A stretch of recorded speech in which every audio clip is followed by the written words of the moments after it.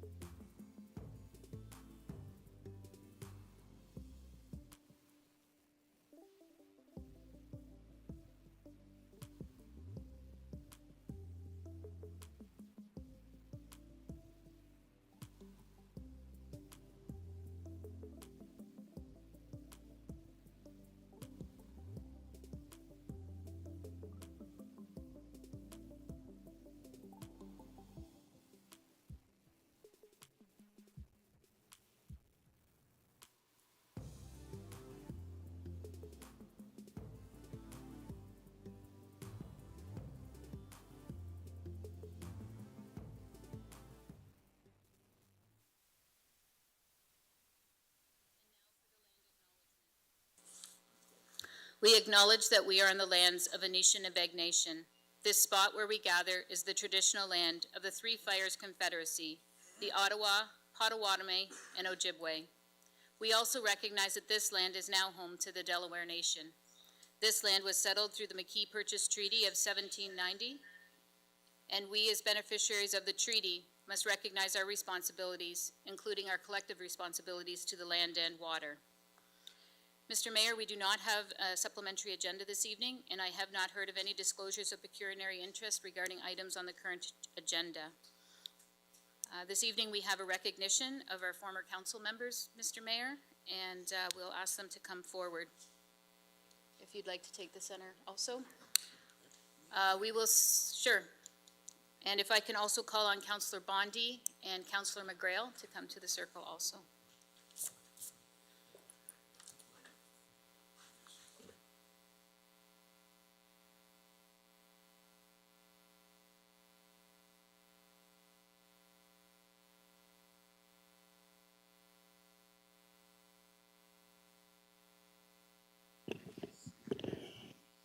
Sure. Thank you, Judy.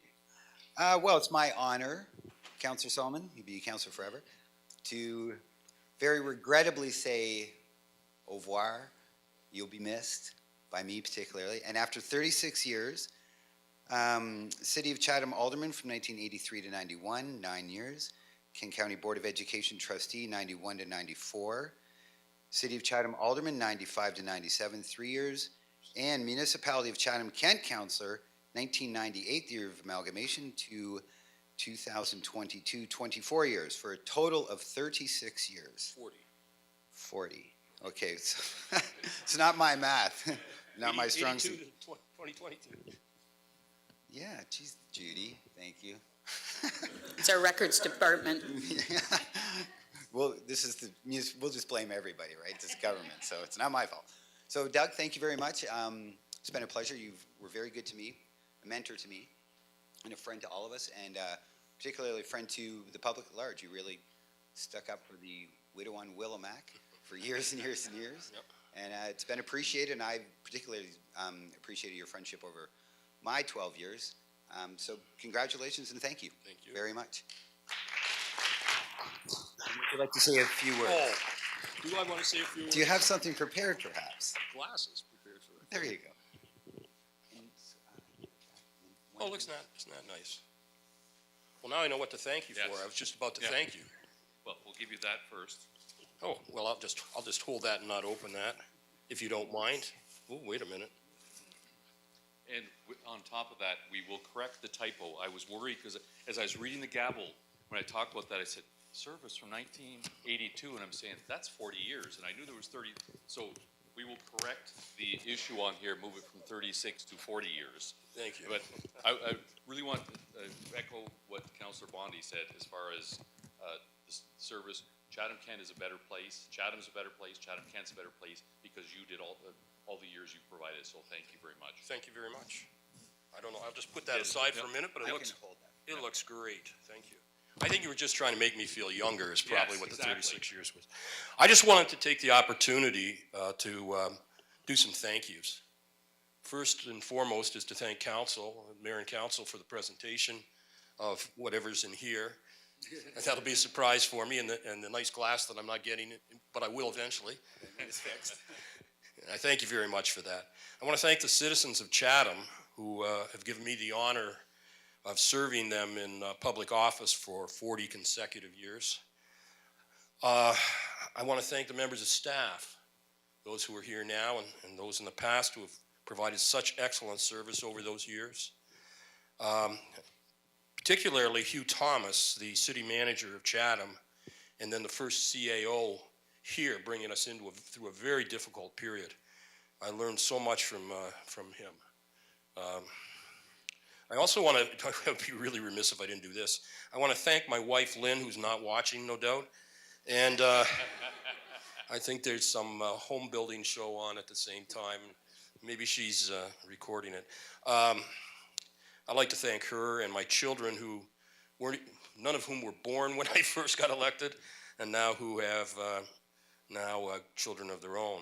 But I want to thank them for allowing me to take the time away from the family to serve the community that I care about so deeply.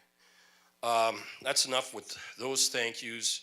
I do have a couple brief comments, if I might be permitted. There's only Joe and I. And it's really, what I'm about to say is that these are some of the things that I would have been thankful for 40 years ago, my first evening in these chambers, if somebody had told this to me. Be true to yourself. Remember, just be yourself, because that's what got you here in the first place. Be transparent with your actions. Be fair to all concerned in making your decisions. Do your homework. Thoroughly read the agendas. Make notes. I encourage you, as Meredith would probably know, wherever she is, to go out to the locations on the agenda items and see for yourself. You know, see how things are on the ground so you get your own understanding of what the issues are. Here's an important one, which maybe I didn't follow enough myself. Listen more than you talk. Respect the professional staff. but don't be afraid to ask the often uncomfortable, tough questions. In other words, trust what you're being told, but verify it.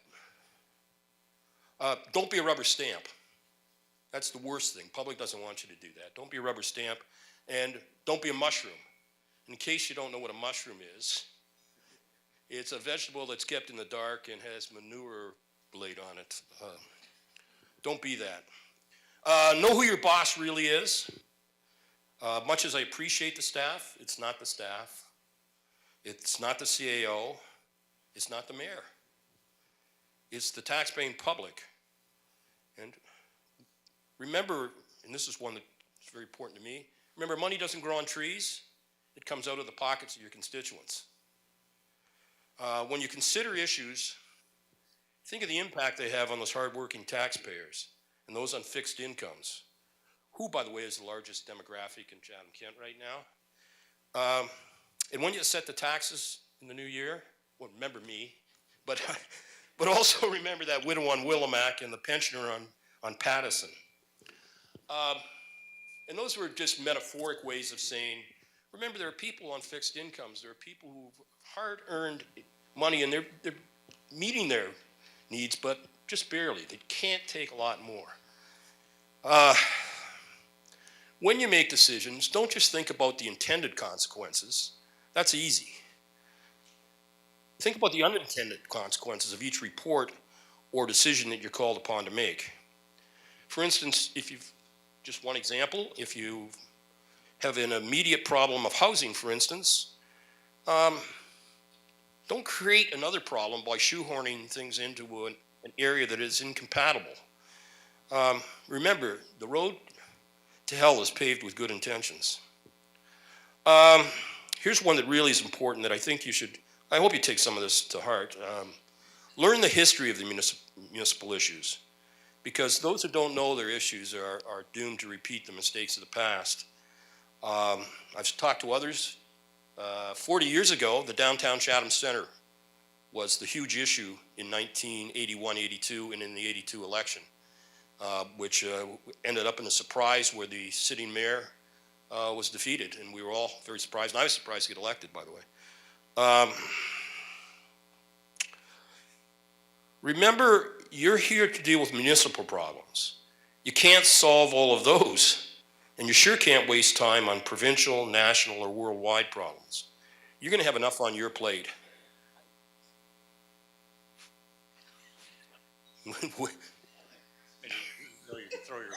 I didn't know I could throw my voice. If I'd known that, I would have started doing it like 40 years ago. So you'll have enough on your plates in the next 4 years. I don't know where that's coming from, but it's very interesting. Being a councilman really means that you're the servant of your constituents, but you're not to blindly do what they ask of you on each occasion. Use your own common sense, because what you've got to aim for is doing the right thing. You're not here to do the easiest thing. You're not here to do the most popular thing. You're here to do the right thing, and that's often the hardest thing. Lastly, I want to leave you with this. Well, not just yet, I don't. On that same note, if you want to be loved, you shouldn't have run for office. You should buy a dog. Municipal government, and this is the end, you'll be pleased to know, is, in my view, the closest form of government to their citizens. You are their link to City Hall. And I believe municipal government is the highest form of democracy also. You represent your constituents when you vote, but you're not bound by party loyalties. You're not whipped by the whip in the House of Commons or in Queen's Park. You're making the decision because you've listened to your constituents, you've talked to others, maybe you've conferred with other members of council. That's what's important. And with that, I'm just going to give the microphone over to Jamie, but I do want to wish you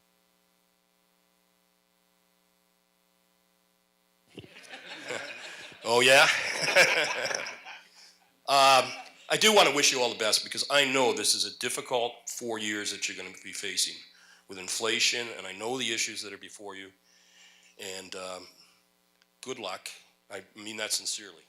It's going to be a tough 4 years for you. So all the best. There you go.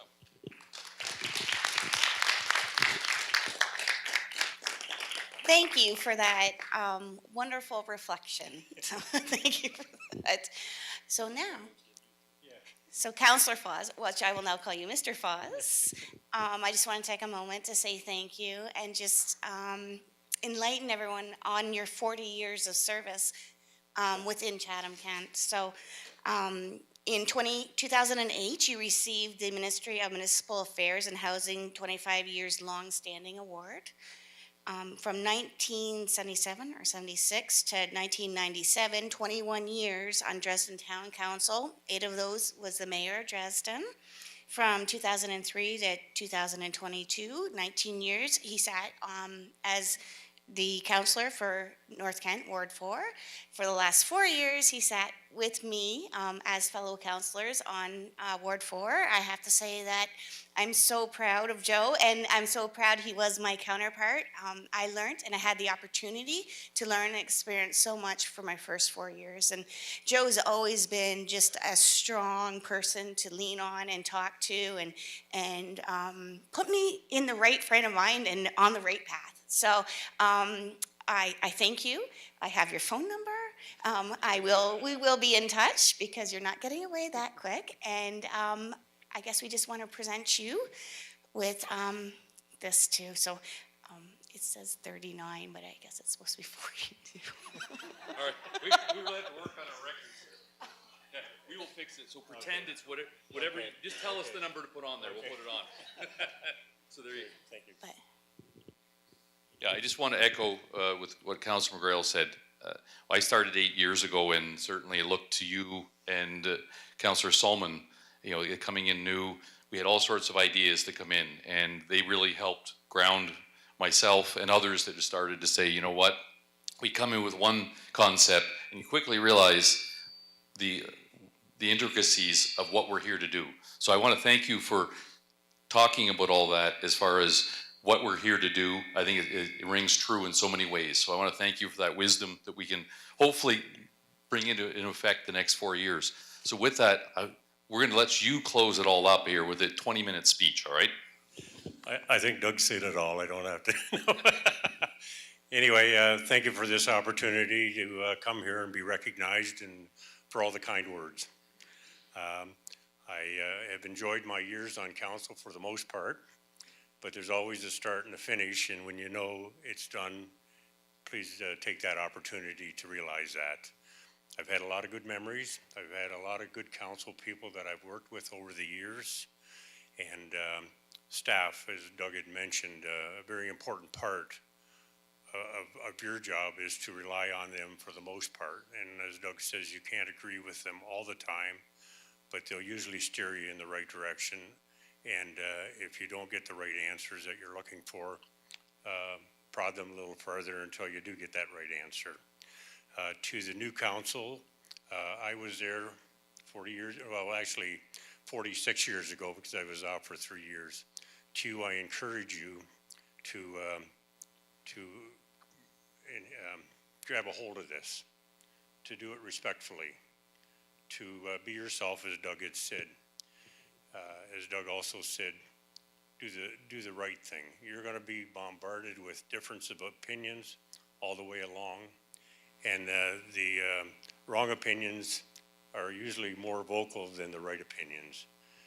You have to live with yourself that when you go home at night and say, I'm comfortable with the decision I've made. I'd also like to do some thanks, and I guess to the two ladies in the corner there. Look at them, appreciate them, because they're praying for you all the time you're here. And and I think you still pray once a month, do you not? They get together, and there's only 2 tonight, but I think there's usually 5 or 6. But it's very important to know that somebody's going to a higher power, to God, to guide and lead you in your decision making. So I'd also like to thank my family. As in Doug's case, my kids and my wife didn't know anything about politics, and because I got into politics before I was married, so they didn't know any other lifestyle. And to them, I say thank you for putting up with that. It's part of the life that I wanted to live, and they were willing to live that life with me. So it's a big thank you to them as well. I don't know if I can add anything else, but I wish you all the best in your next term of council, and hopefully you'll have 40 years of it as well and enjoy it for the most part. And you're going to get frustrated, and you're going to walk away and wonder what happened. And as Doug and I talked earlier, there was very seldom times that Doug and I agreed on anything, maybe one or two. But at the end of the day, we still maintain that relationship that we didn't have anything against each other. It's just part of politics. Everybody has their own opinion. So if you're voting and somebody else disagrees with you, don't take it personal. Anyway, thank you very much.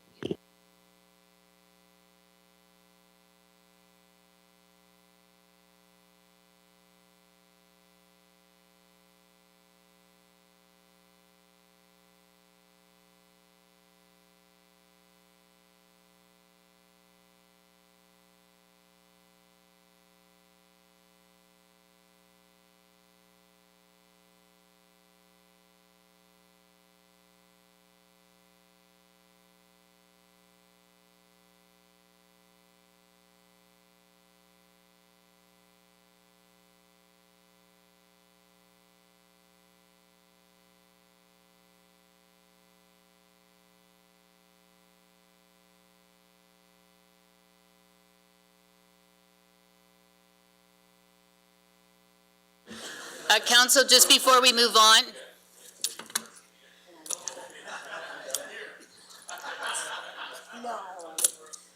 just to recognize the other councillors that weren't able to be with us tonight, we had Councillor Latimer, who had one term of council with Chatham-Kent and served 4 years with us. We had Councillor Kirkwood-White, who also had one term for 4 years. And we had Councillor Oche, who served 2 terms and spent 8 hours around the table here. So we also recognize them and thank them greatly.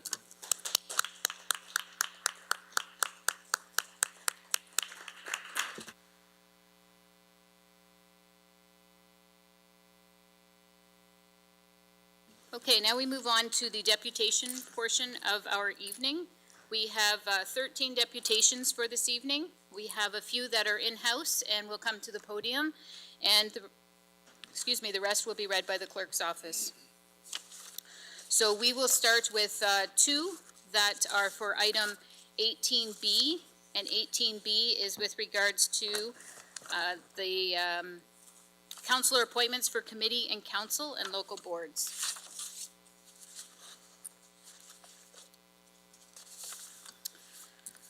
Council, we submit that none of the 3 councillors proposed to serve on the board for the Lower Thames Conservation Authority are appropriate for the Conservation Authority board members. All 3 have voted against conservation initiatives proposed by council, most notably consistently rejecting efforts at forest preservation.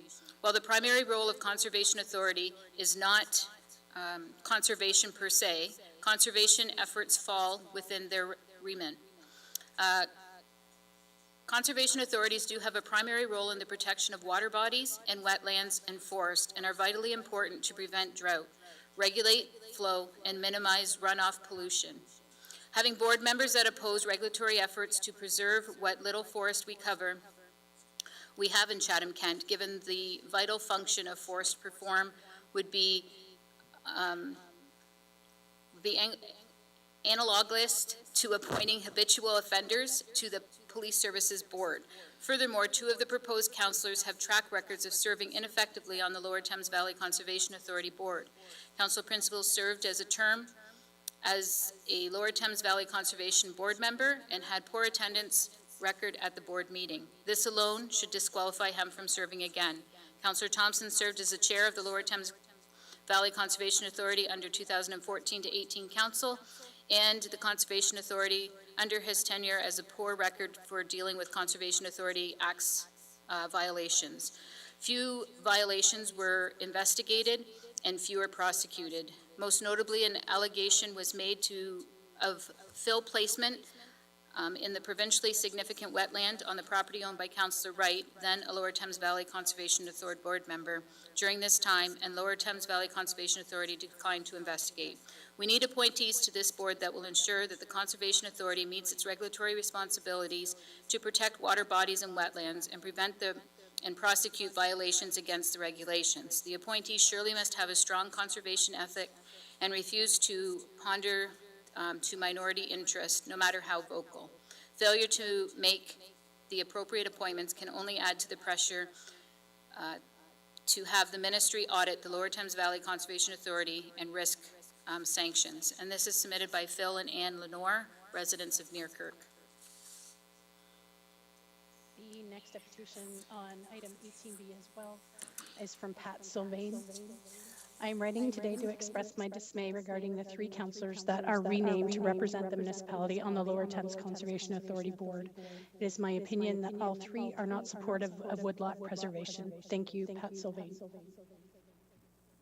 And the remaining deputations this evening are with regards to 18D, motion of Councillor Allen regarding the vaccination policy for council. I believe we have 5 people present, so we'll let them go first. We will call on Rick Nichols. I remind all deputations that they have a 5-minute timeline, and the timer will be on the screen.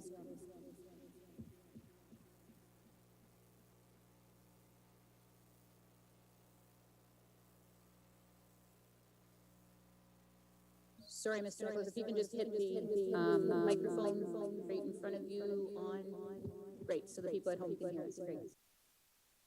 Good evening, everyone. Mayor Caniff, honorable councilors, administration, and guests. My name is Rick Nichols. I'm the former MPP, proudly representing the riding of Chatham-Kent-Leamington. Now, I stand here in favor of Councillor Allen's motion that states a vaccination verification and testing policy for council and committee be suspended therefore not requiring new councillors or committee members to be vaccinated or test as a condition of participating in municipal business on municipal premise. There's a whole lot more I could add to this that would restore staff who were dismissed from employment for exercising their freedom of choice of not being vaccinated. The results of their dismissal were devastating to them and their families, both financially and emotionally. They weren't allowed severance or even employment insurance benefits.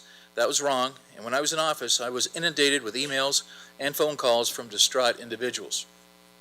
Back in September of 2021, I wrote a letter to administration and councilors, some of whom are present this evening, asking the municipality not to impose mandatory vaccines on staff. I felt then and still believe that any time someone has something injected into their bodies or not, it should be their choice, and that it should be. To be clear, I'm not a science denier, but I did put my political career in jeopardy by stating that I was not comfortable receiving the 2 vaccine shots that authorities were telling people to have because, in my opinion, not enough research and quantitative studies had been conducted. Sadly, my choice was not respected. I stayed true to my values and principles, despite pressures placed upon me and the insults hurled my way. I was making an informed decision, especially since the vaccine injury lists and deaths were rising worldwide. If these vaccines were so safe and effective, why are we being told to get 3, 4, and not even number 5 shots, or maybe even more? Why don't people question the efficacy of these shots? Now, I suspect that the direction given to formulate a municipal vaccine policy originated from the Chief Medical Officer of Health for Chatham-Kent, who I believe was following prescribed mandates given from the Chief Medical Officers of Health for Ontario, Dr. Williams and Dr. Moore. I wouldn't be surprised if those directives came directly from the College of Physicians and Surgeons. Yes, they are the ones who mandated and in many cases muzzled doctors from prescribing alternative methods of helping people get well when early and even later signs of COVID were detected. For not following their mandates, doctors were threatened to have their license to practice medicine in Ontario taken away. I wonder if that also is the case for naturopathic doctors. I researched the number of deaths of doctors who have complied and had taken the shots because they were told the shots were safe and effective. And sadly, I discovered across Canada, close to 80 healthy doctors died who were between the ages of 25 and 69. Coincidence? I doubt it. Well, here's a breakdown. Ontario had 37, Quebec and BC 12 each, Alberta 10, New Brunswick 4, Newfoundland Labrador 2, Saskatchewan, Manitoba, and Nova Scotia 1 each. But it doesn't stop there. Other health professionals have also been affected. We have a health crisis. So I wonder how many of you have suffered vaccine injuries or know of someone who has.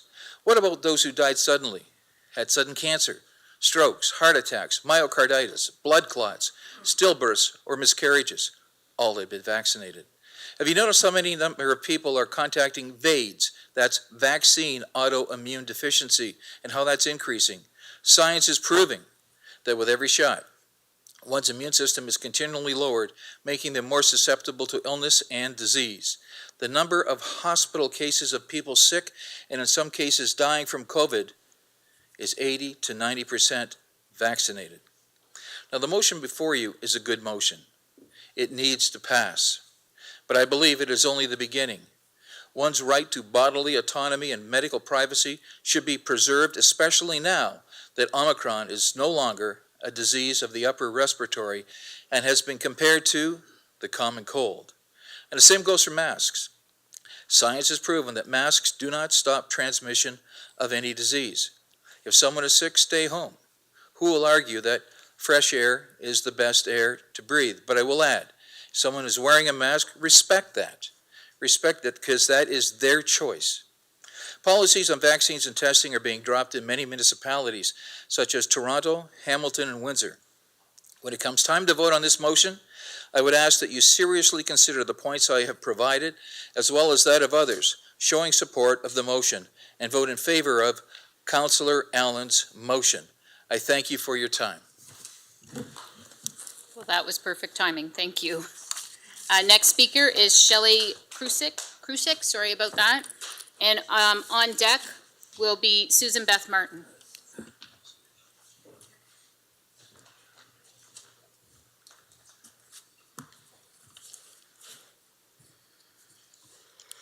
You can make faces at me now because I won't be able to see you. All right. Good evening, Mayor, Council members, committee members, and the general public. I support the motion of Councillor Allen, although it doesn't go as far as I would like. All COVID-19 related restrictions and mandates should be abandoned for all Canadians and allow choice. The COVID-19 endemic will be with us forever, just like so many other viruses. And as with all viruses, any one of them can be deadly, depending on individual circumstance and environment. Many people have been inoculated for COVID-19 due to choice. However, as time went on, choice was no longer acceptable. Many people were coerced through threats of job loss, inability to visit loved ones, travel, attend events or school, and most devastatingly, were not allowed to be with a loved one at the time of their passing. This is what is unacceptable. This is inexcusable. Long-lasting success of a vaccination campaign in halting disease is almost exclusively dependent on the use of vaccines that confer sterilizing immunity and do not suffer rapid secondary vaccine failure. Without sterilizing immunity, these vaccines do nothing to prevent illness or transmission. How many here today have tested positive or have become ill with COVID symptoms being fully vaccinated? As far as regular COVID-19 testing, these tests are invasive medical procedures, and currently there's no proper disclosure of the known toxins in these tests, such as sodium azide, Proclin 300, ethylene oxide, and others. The risk of injuries, cancers, and death, or the long-term health impacts due to the regular exposure of these toxic chemicals are unknown. Environmental impacts are also at the forefront of concern, as these chemicals impose significant harmful impact to both land and water environments as they get dumped into our landfills. Our current BT NX test kits in Chatham-Kent, displayed here, contain the swabs that are sterilized with ethylene oxide, a known carcinogen. And the product brochures state the reagent solution contains Proclin 300, which may be hazardous to the skin and eye. The other product brochure discusses precautions and limitations to the test, specifically to be discarded as if they are biologically hazardous, and that the performance of the device has not even yet been assessed on specimens from individuals who have been infected with the emerging variants. They also have not been yet clinically validated for use in patients without signs and symptoms of respiratory infection. These are not screening tools. Furthermore, the COVID-19 vaccines are not nearly as safe and effective as we were promised. Of the numerous significant toxicities, myocarditis, pericarditis, Guillain-Barré, and thrombosis are the most visible. And there is no such thing as mild myocarditis. Every instance results in the death of heart muscle cells. The world over has observed increased all-cause mortality throughout the COVID-19 pandemic. Moreover, it has continued unabated even after the rollout of COVID-19 vaccines. I am personally working in the area of COVID-19 vaccine injury. The injuries and the deaths are heartbreaking. Most of my clients can no longer work and feel that their government not only has lied to them, but has abandoned them. The World Health Organization has now reported 4,747,187 injuries. The Canadian government has reported 52,203 with 389 deaths. What if that was your loved one? The Canadian Vaccine Injury Support Program has started paying Canadians their COVID-19 vaccine injury payments. However, no dollar amount is sufficient enough for these families now that they have lifelong struggles. Unfortunately, a major unrecognized risk factor to one's health during the pandemic has been social isolation and imposed stress. I'm sorry, that's time. Thank you. Council does have a copy of that, was emailed today at 3. Thank you. And I'll leave these here. They're unopened, brand new, so you guys can examine the contents and read for yourselves the literature. Thank you. Next speaker is Shelley Beth Martin, and on deck is Carmel Marentet.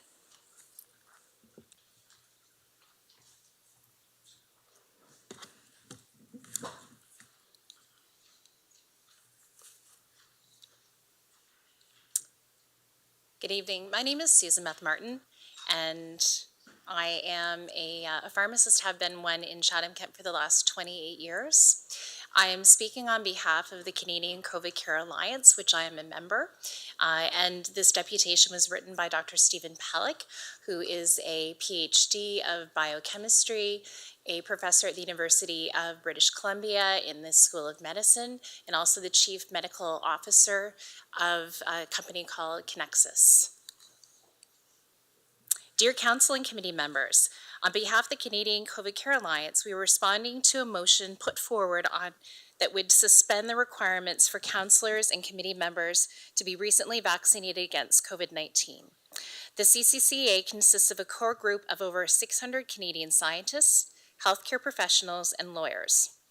As members of CCCA, we wish to bring to your attention some of the pertinent COVID-19 literature and even learned medical doctors within your council may not be aware. Recent pronouncements regarding COVID-19 vaccination from the health regulatory agencies of several countries reflects the growing evidence that has been mounting in the scientific literature that completely challenges the continuing narratives of the Canadian federal and provincial health authorities that number one, COVID-19 from SARS-CoV-2 infection is still highly deadly. Number two, COVID-19 genetic vaccines are highly efficacious. And three, the COVID-19 genetic vaccines are highly safe. Firstly, regarding the very elderly and those with multiple comorbidities who may be at high risk of severe COVID-19, in the case of the more recent Omicron variants of the SARS-CoV-2 virus, the chances of severe COVID-19 hospitalizations and deaths have been significantly reduced. For example, Omicron BA.1 was about five-fold or more or less deadly than the previous Delta variant. It's now estimated that the general case fatality rates of the Omicron variants are around 1 in 1,000 should one become infected. To put this into context, seasonal influenza, even with effective and safe vaccines, have a similar case fatality rate. There is even reason to believe that SARS-CoV-2 variants will continue to evolve into a common cold virus and will become endemic.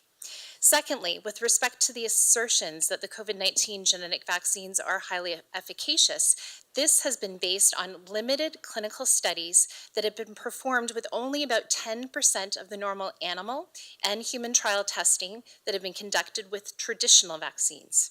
At best, vaccination of a large population of people can only be expected to reduce the occurrence of COVID-19 cases with an absolute risk reduction of less than 1% based on these clinical trials. Vaccine trials have been used, they use the term vaccine effectiveness based on relative risk of infection. This obscures the actual chances of a person acquiring COVID-19 with or without vaccination during the 6-month duration of these clinical trials, which was about 1% in the unvaccinated placebo-controlled groups. For the Council and the general public, it is absolute risk reduction, not relative risk reduction, that is relevant and applicable. It is now widely accepted that COVID vaccine-induced immunity is insufficient to protect against getting or transmitting COVID-19. Immediately upon inoculation, there are actually increased risks of getting COVID-19 in the first 2 weeks. And then after that, during the 3 to 6 months, the efficacy of the vaccines to prevent symptomatic COVID is lost. With the COVID-19 RNA vaccines, tens of trillions of lipid nanoparticles are injected in the body with each inoculation, and each nanoparticle contains about 10 copies of the RNA to produce the spike protein. Each of these may permit the production of 50 or more copies of the spike protein due to the stability of the RNA. The high levels of spike protein expression are achieved during the first 2 weeks following vaccination and may account for the initial increased susceptibility to SARS-CoV-2 infections as the immune system is distracted by the overwhelmingly high levels of genetically produced spike protein, and the virus is able to evade the immune system and propagate in the airways and lungs and become transmissible. To put this into perspective, traditional vaccines with attenuated viruses typically have hundreds to thousands of viral particles, and the immunity they elicit lasts for years, if not decades. With respect to harms, they are listed in here with regards to Guillain-Barré, thrombosis, myocarditis, and right now 1 in 550. I'm sorry, that's time. And again, council does have a copy of that. Thank you. Thank you. Next is Carmel Marintet, and on deck is Paula Roy.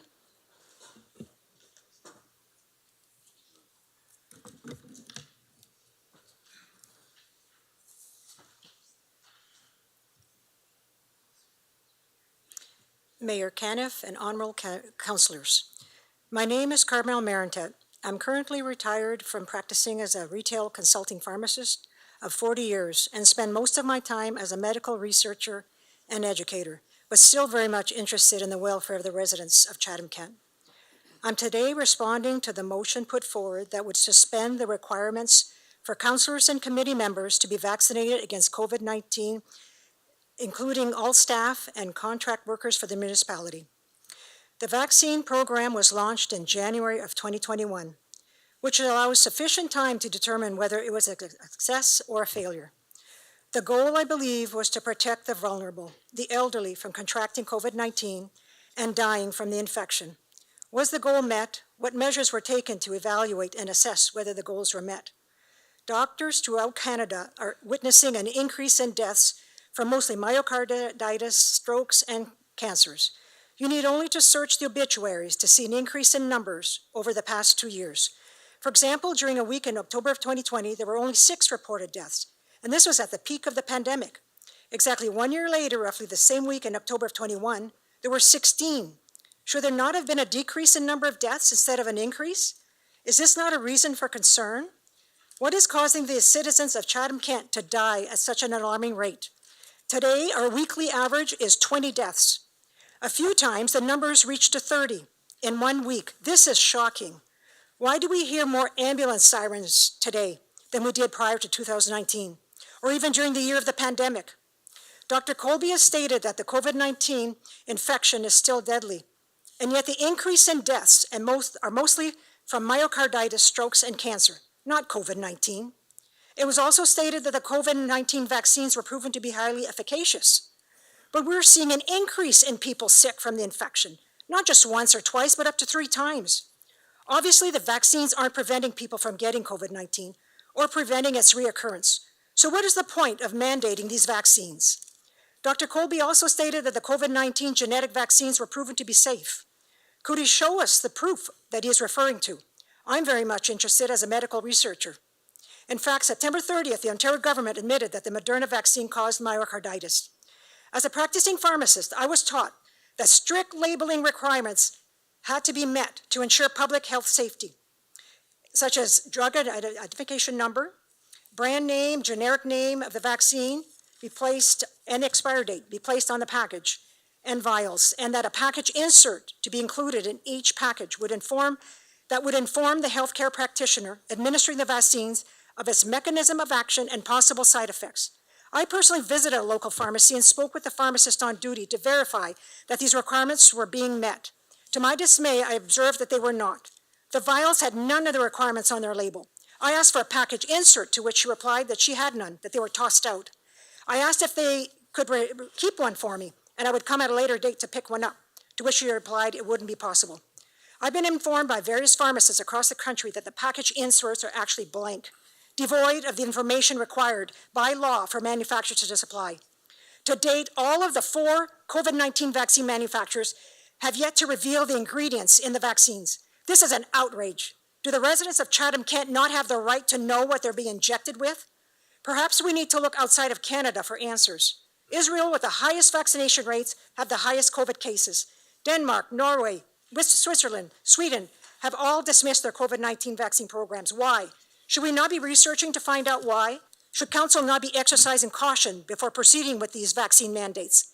I sincerely hope that Council reevaluate the necessity for continuing the mandating of these shots for conditions of employment, and as well for the safety of all residents of Chatham-Kent. The citizens of Chatham-Kent deserve answers. It's their right. Thank you. Thank you. And the last deputation that's present here is Paula Roy, and then the clerk's office will read the remaining.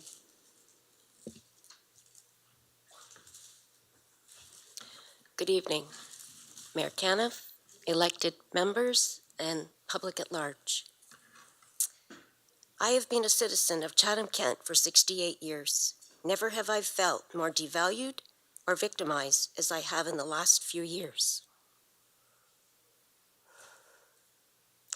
All because I made a decision that didn't fit their narrative.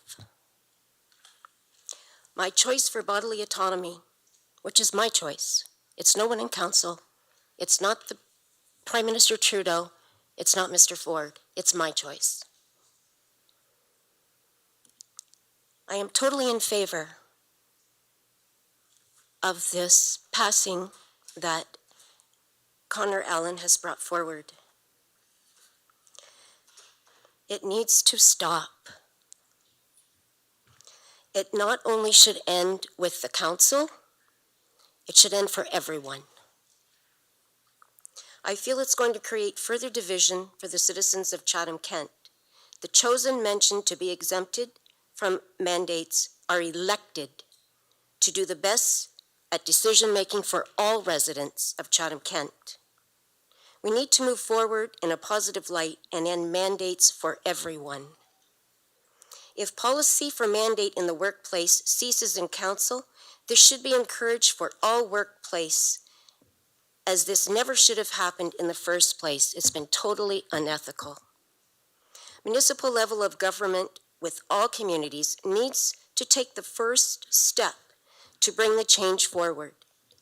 We need our mayors to step up, initiate the ideas from our communities with Premier Ford to make the necessary changes for our province. We need to pray to God for our country, that we have democracy restored and we leave behind the dictatorship. You have been given a job to do because of all of we, the people. I ask that you include all residents of Chatham-Kent in this decision. It is time to look into the future. Let's make the right positive choice for all who reside and who are maybe anticipating a move to this area. Let's put Chatham-Kent back on the map with the beginning and bring back the greatest place to live, safe, non-judgmental environment within all places to work, and finally restore the spirit we need to share and play for family and friends that we have so lost and been robbed of with these mandate madness. As I stand before council, I am not asking you, I'm telling you, we have been victimized enough. I feel all the depositions before me have been bang on. Their information they have brought forth has been long and hard work for them, but it is all fact, and it needs to be looked at very carefully. The removal of the shackles has to be now. Allow us to feel less victimized and feel valued within our communities. You have the power to do this. Use it wisely. We are your constituents, the people, and we are watching. Thank you. Thank you. Next deputation is from Mary Lou Muschik. Good afternoon. In reference to the motion being introduced this evening regarding the suspension of vaccination verification and testing policy for council and committee members, please consider the following. This policy was previously voted upon and restrictions implemented when in fact our public health experts and worldwide health experts recommended the following. Mask up, wash your hands, and get vaccinated, including boosters as available, to protect ourselves and our community, including our vulnerable. Although we have ups and downs since, one thing is constant. We are still in a worldwide pandemic. We are entering the most challenging wave since the onset, to now include RSV and flu viruses, whereby our children will have been hit the hardest.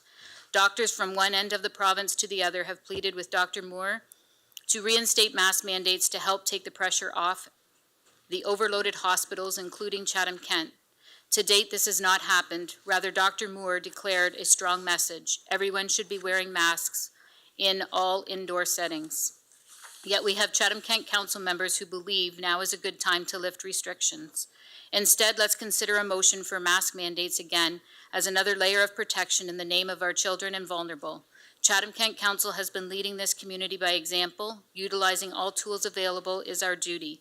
Come on, Chatham-Kent, let's be the best we can be, a part of the solution, not the problem. Let's be that community who cares. Concerned CK Mary Lou Muschik. The next deputation is from Jackie Gladstone regarding the motion put forth by municipal councillors to stop the continuation of COVID-19 vaccine mandates and policies for municipal councillors, committees, staff, subcontractors, and new hires in Chatham-Kent. As always, you cannot make informed decisions. By the time you made this initial decision, you may not have had all the information to make this decision. It is my opinion that not long after the rollout of the COVID-19 narrative and all of its ill effects, that there was plenty of information from various alternative medical sources, including but not limited to Frontline COVID Critical Care Alliance, Canadian COVID Care Alliance, World Council for Health, dozens of Canadian doctors, Canadian scientists, and professors. Indeed, precautionary measures were needed, but not to the point of infringing on individual rights to bodily autonomy and medical privacy. The information is out there, worldwide with more information to scrap the COVID-19 shot. Not all vaccines, but gene therapy, the masks, which are not effective, and the PCR tests, which are not accurate.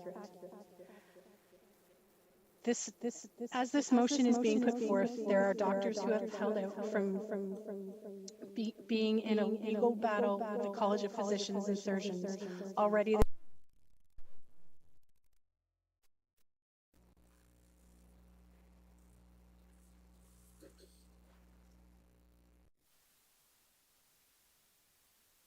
and your local businesses.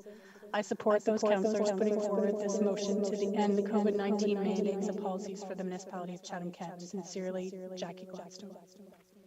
Next deputation is from Jane Labute of Chatham. I took the time to review the October 4th, 2021 meeting video to refresh my memory regarding the implementation of the vaccination policy for council and committee members. The vaccination policy for council and committee members was put in place to mirror the employee policy where applicable. Given that the employee policy has been suspended, presumably after consultation with its stakeholders, it's reasonable to suspend the council and committee member policy. Not doing so would be unfair to and perhaps discriminatory towards council and committee members. Jane Labute.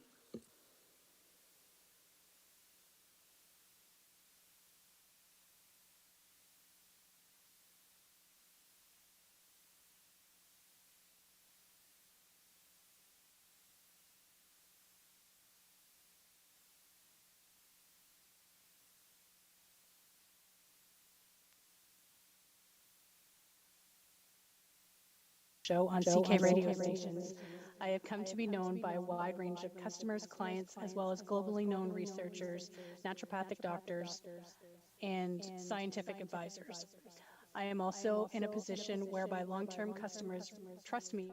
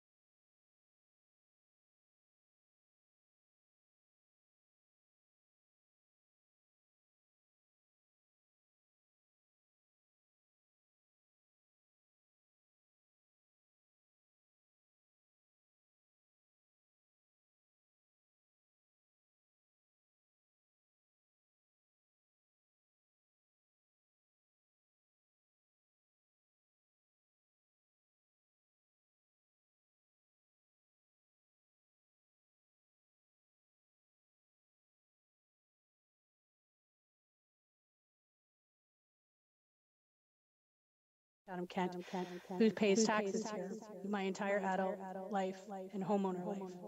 This is not to sound threatening in any way, shape, or form, but there will be lawsuits, just as there are around the globe. There will be groups looking for damages to be accounted for. Where will the municipality get the funds to pay those legal fees? The harassment suits by those being told by their bosses within the municipality that they must comply with various conditions that go against their rights. I will leave you with a statement by one of your bylaw officers that visited me. Well, it's actually easy to kill COVID just with soap and water. Yours truly, Kim Miles. The next deputation is from Jennifer Pydens. Greetings, Mayor Caniff and councillors. I am writing in regards to the vaccine mandate that is being pushed on Chatham-Kent employees and contractors. This is unethical and useless policy forcing humans to inject a substance into their bodies that can cause them harm. The COVID vaccine have not shown us that it prevents COVID, cures COVID, or keeps people from hospitalization. All the people that I know who are getting COVID have had multiple shots, and many of them have been very sick. People I know who did not take the shots have been able to kick the virus. Sure, some will get very sick and die, but none of us are getting out alive. People die young and old from cancer, diabetes, illegal drug use, and are allowed to make their own decisions. Taking medications is a personal decision and should be kept as so. A diabetic is not forced to take insulin. Someone with high blood pressure or high cholesterol is not forced to take pharmaceutical medication. No one is forced in any kind of medical procedure. If I have any health issues, I can decline medications and surgeries that may or may not help me. We are human and our bodies are designed to build immunities to viruses if we take proper care of our health. I don't see our government taking junk food, cigarettes, or alcohol off the market because it can cause a multitude of health issues. We don't see anyone forcing people with drug addiction or alcohol addiction to get clean.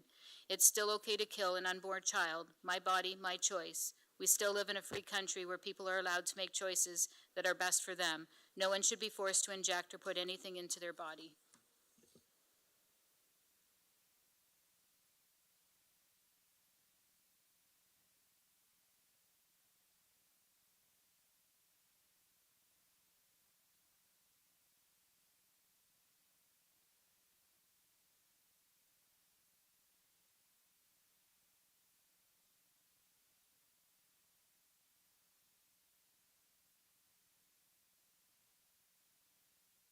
Their health choices and status.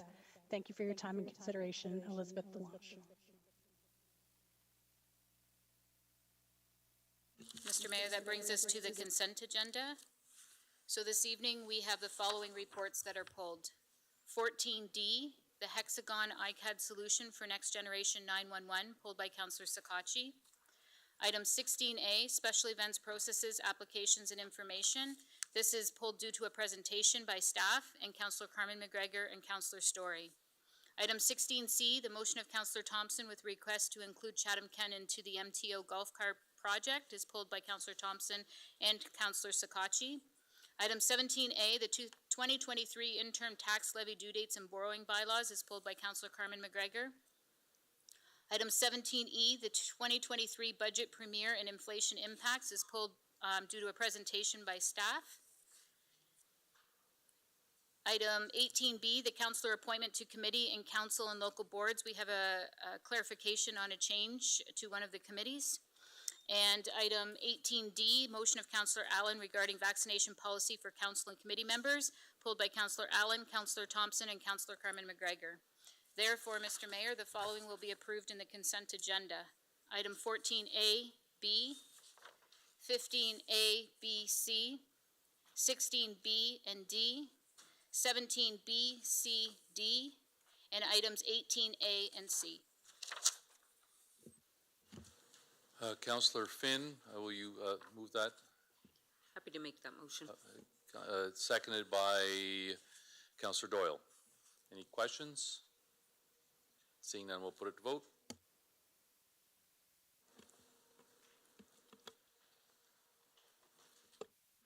We have no council members participating online, and we have 2 absent council members, Councillor Harrigan and Councillor Crew. All votes are in, and motion passes 16-0. We'll move to item 15, tender awards. 15D, Hexagon ICAD Solutions for Next Generation 911. Councillor Sakachi, can I get you to move this for me, please? Happy to move that, Mayor Caniff. Seconder. Councillor Finn. Councillor Scotchy, the floor is yours. Thank you, Mayor Caniff. Just briefly, I take it that Sarah, is she either present or on the line? She is on the call. Yes, so just a quick question to Sarah. I'm just under the impression that there's potentially some funds that are going to be now available for these types of programs from the province. Can you just advise us is if we're going to be making an application to receive some of those funds, and if the province is going to be maybe paying a portion of all these costs that are going to the Next Gen 911 status? Good afternoon, Councillor Sakachi, via mail.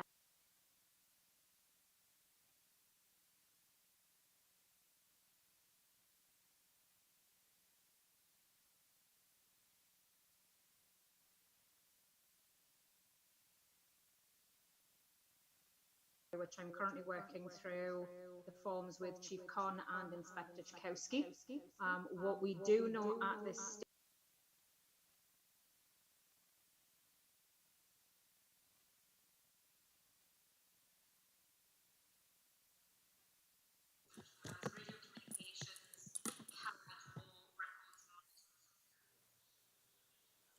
Thank you. So the radio communication aspects are not recoverable at this point then?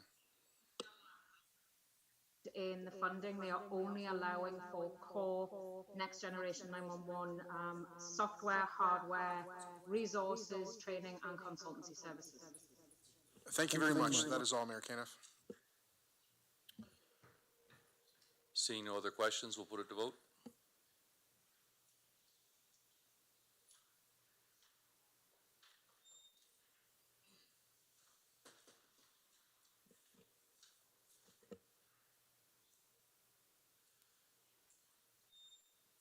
All votes are in. Motion passes 16-0.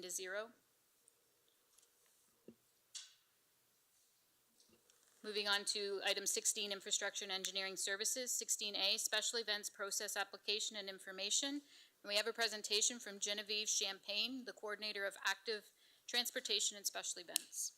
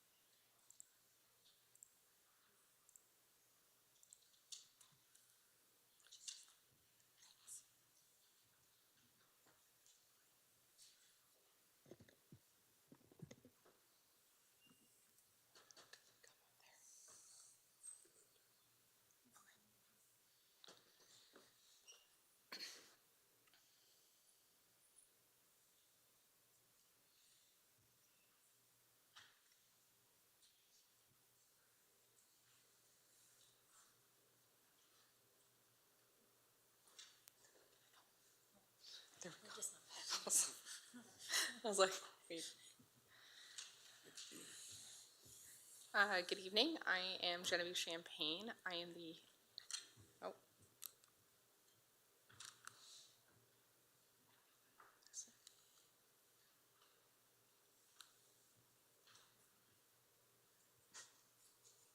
It worked earlier.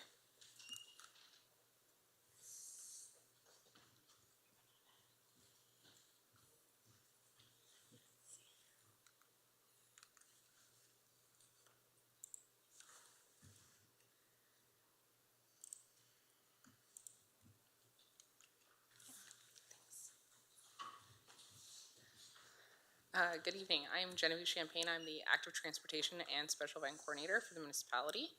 I'm here to talk to you guys about special events. So on a normal year, we're just getting back into the swing of things, but on an average year, we have 220 special events. Like if we average that, it's approximately 22 events a month. There are 65% are annual events and 35% of them are new. And on average, organizers provide about 4 weeks notice when we request about 8 weeks notice. The process is relatively easy once you get used to the process. So essentially, we request that organizers review the manuals and documentation about 12 weeks prior to their event, confirm their bookings with the customer service rep, and about 8 weeks prior, start submitting their application. At that point, staff will review the application with the event organizer to either go through any corrections that need to be made. And then at that time, about 6 weeks prior, we will circulate the application to approving departments.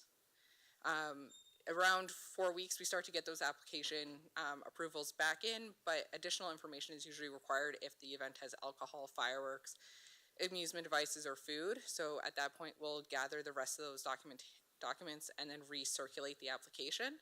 And we like to try to get an approval to the organizers around 2 to 3 weeks prior to their event. But this can only occur if we get the event application at an appropriate time frame.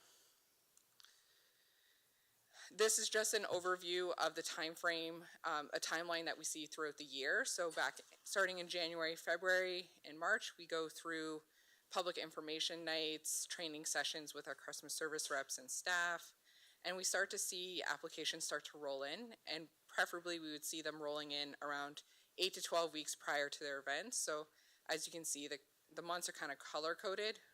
We like to see the next color come in the previous color. So January, February, March, we would see the April, May, and June events come in, and so on and so forth.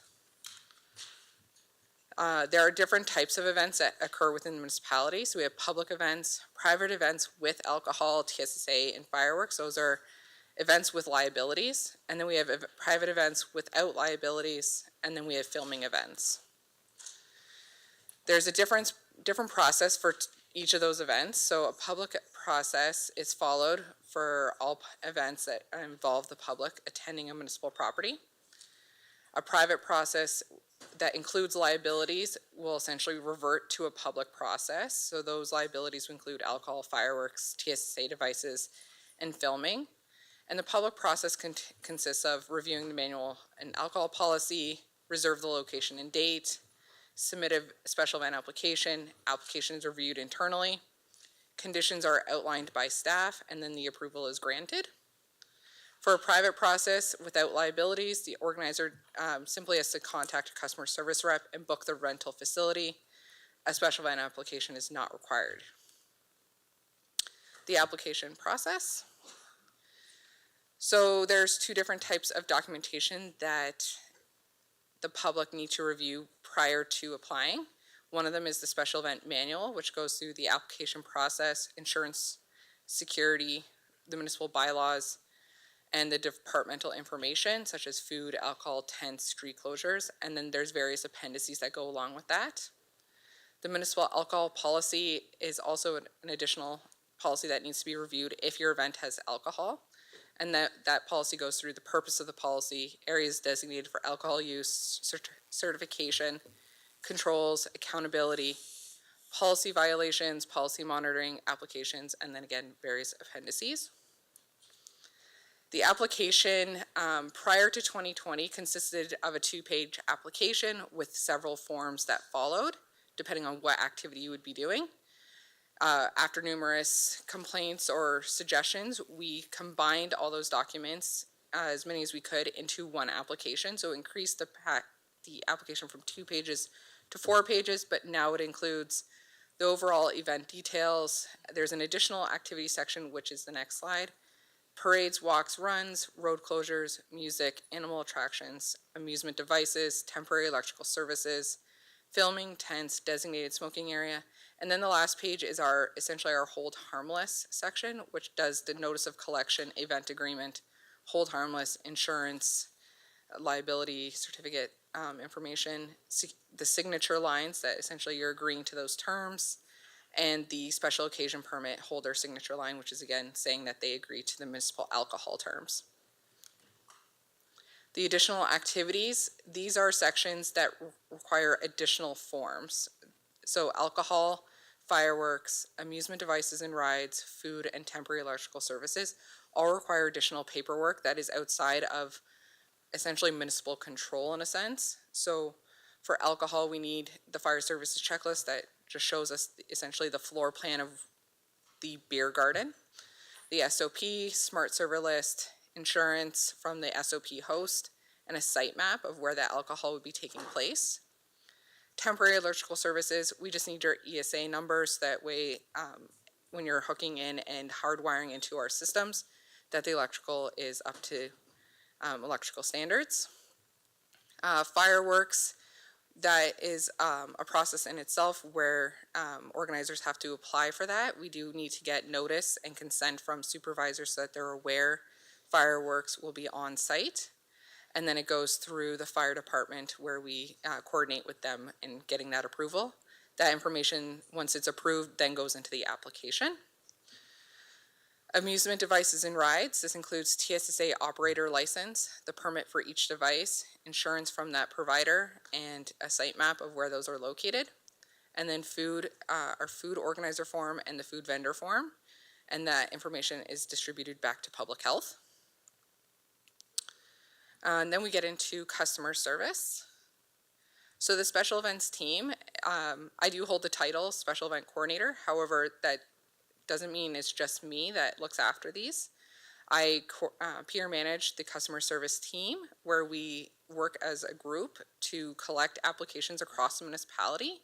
We take that information and we distribute it to multiple departments. As you can see on the slides, we distribute it to police, traffic, legal, fire, public health, the clerk's office, engineering, public works, licensing and building enforcement, and as well as our parks. Out of all these, depending on this complexity of your event, will depend on how many approvals are required and how many departments get involved. To find the information about special events and how to obtain the manuals, policies, and forms, you can visit our municipal website. You can contact a customer service rep, a facility allocation assistant, or myself. In 2022, we offered several services to the public. We hosted 3 open houses within the month of March that were in 3 different arenas in 3 different communities. We advertised on social media, did a media release, and emails were sent out to each organizer from the past. Ongoing information is shared throughout social media throughout the year, and in-person meetings are offered to those who request the assistance or for new organizers to orientate them on the process.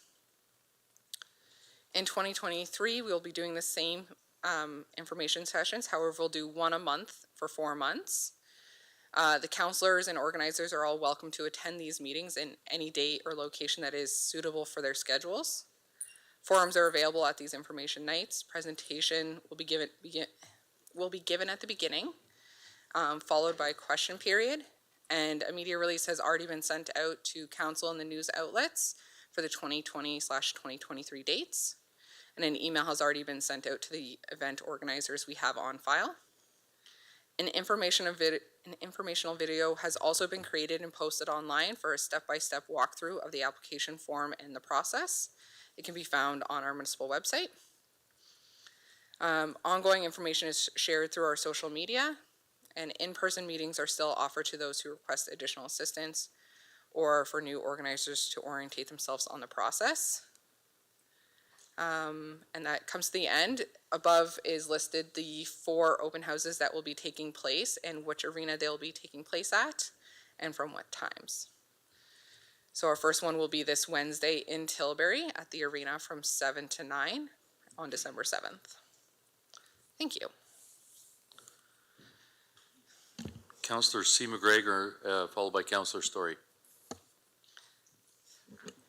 Thank you.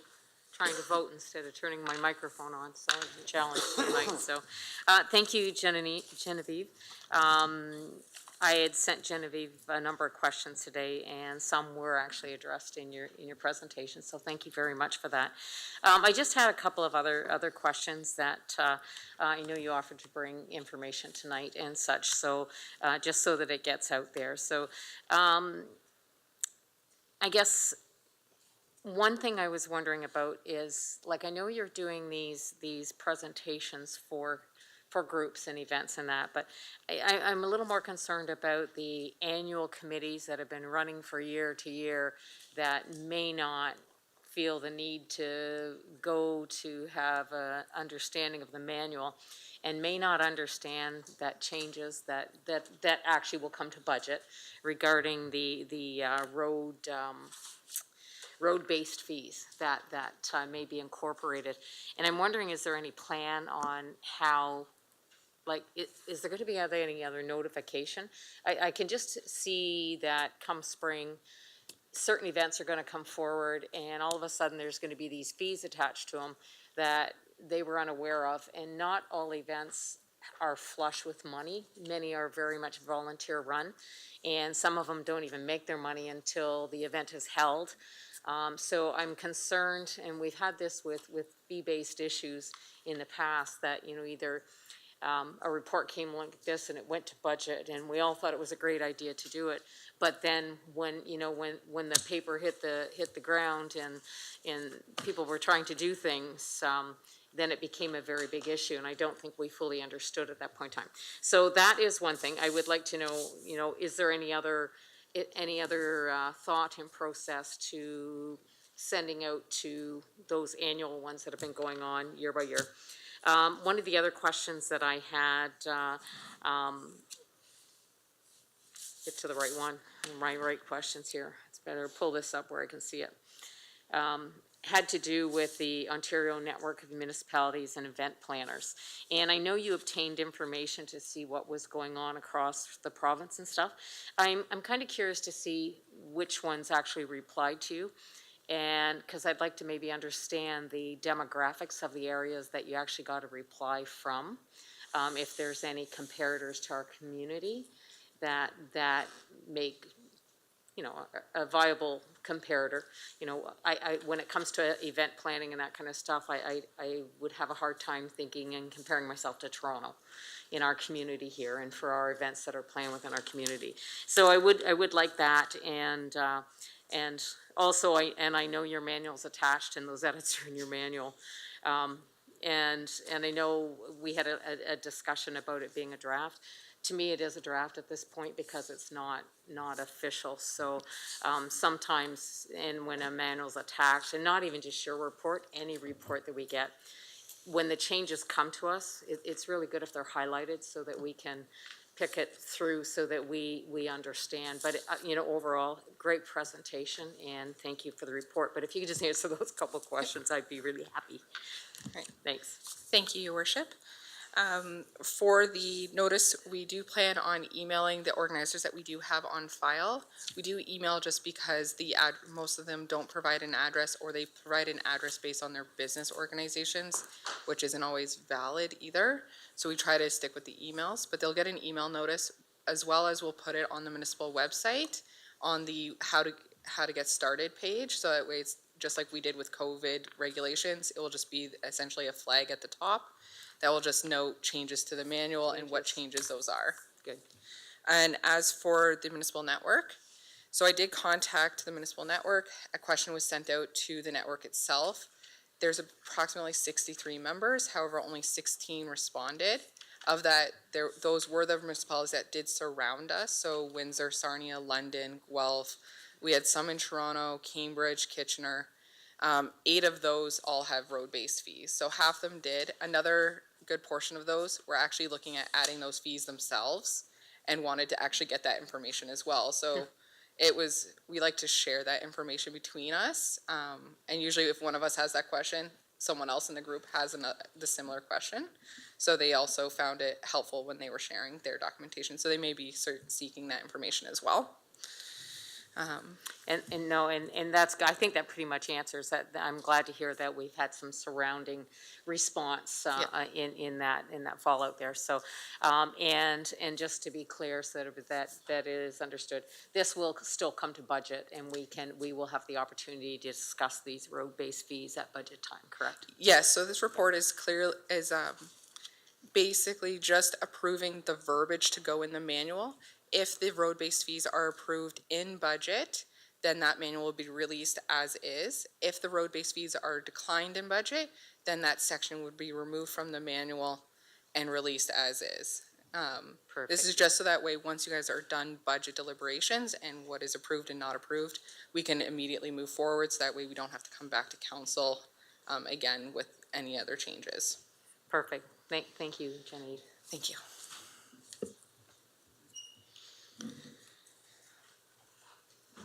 Councillor Story?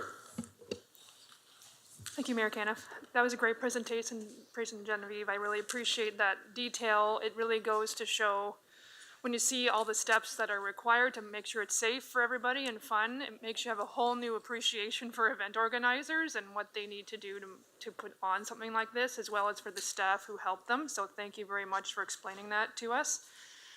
Councilor McGregor's question about how we communicate with organizers to make sure they're informed was one that I shared, so I don't need to repeat that. I just wanted to make sure that folks get the information they need in a timely fashion and have a way to contact you, so that's great. My only other additional question would be about the barricades and the signage that you mentioned that will be likely incurring fees in the coming year. Do you have a sense generally of how many times a year the public works staff are being called out to do that across CK? Yeah, so we keep a working spreadsheet within the municipality of all the events that are taking place. I was able to finish up that spreadsheet statistics today, even though we still have a couple more December ones. But this year, we had 138 events that did proceed. We had a couple extra that decided either to change their plans or cancel.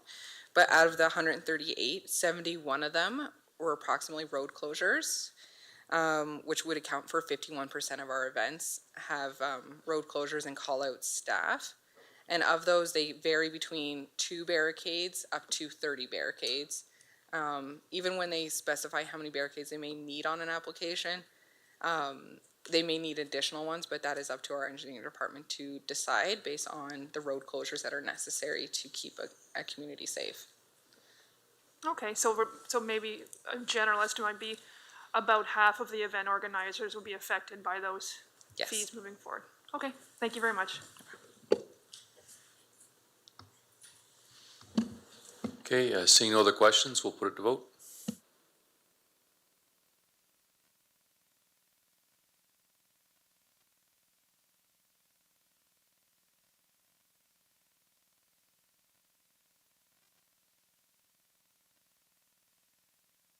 All votes are in, and motion passes 16-0. We'll move on to 16C, motion of Councillor Thompson regarding request to include Chatham-Kent into MTO golf cart project. Councillor Thompson?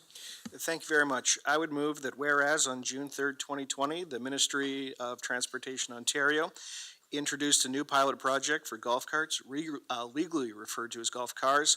The pilot project under Ontario Regulation 40721 Pilot Project Golf Cars sets out the broad regulatory framework to allow golf cars on roads on Pelee Island and here in Kinloss, and includes operator and vehicle requirements.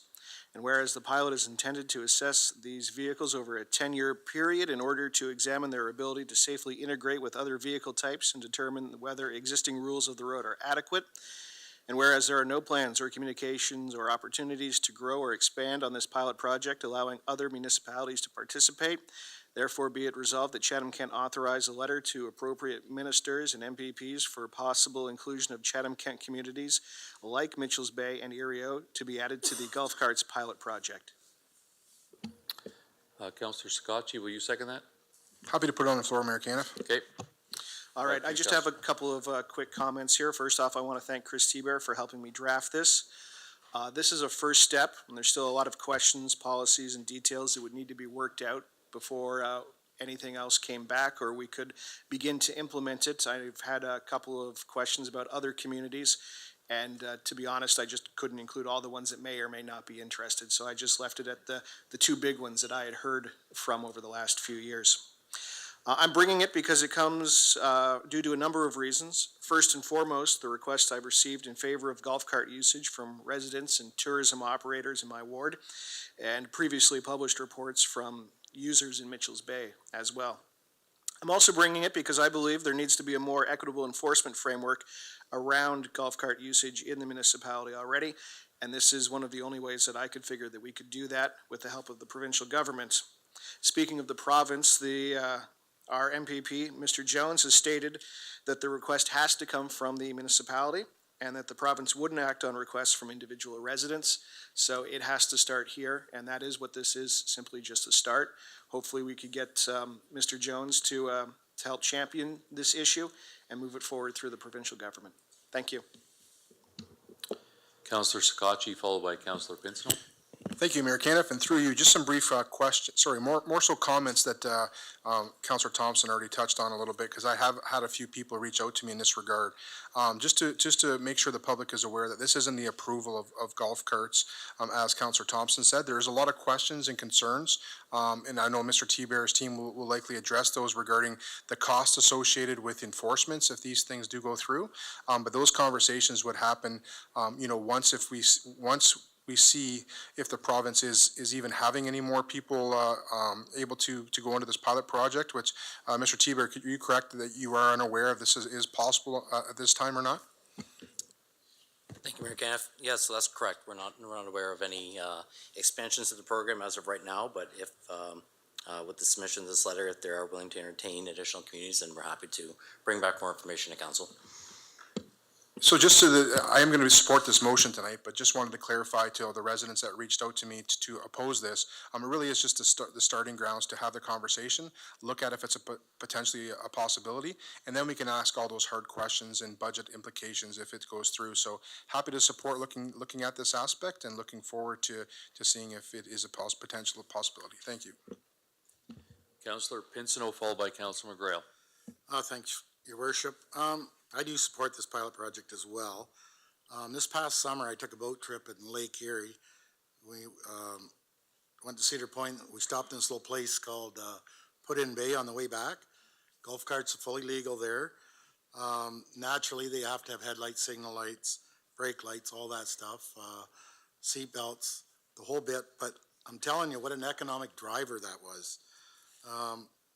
I think in the province's eyes, if we send this off, we had a successful ATV bylaw passed. I think that they can look at us as being more of a responsible community. And I think this will be a real economic driver for Mitchell's Bay and Erio to start. And like Councillor Thompson says, it may expand to Rondeau and wherever else may be deemed useful at. But I'm going to support this. I'm optimistic. I think it's a good thing. And I'd like to see, this sent off to the province, and hopefully they'll bring us in on it. Thank you. Councillor McGrail. Thank you, Mayor Caniff. For the past 4 years as an elected councillor, I've heard this many times in Mitchell's Bay, and I've had some conversations with others within the municipality. So yes, I will definitely support this. I support a safe and responsible step forward in how we lay this out, because I think that is foremost important for this to be successful. So there will be guidelines and rules, and I definitely support moving forward, hopefully with something in a project. So thank you. Seeing no other questions, we'll put it to vote.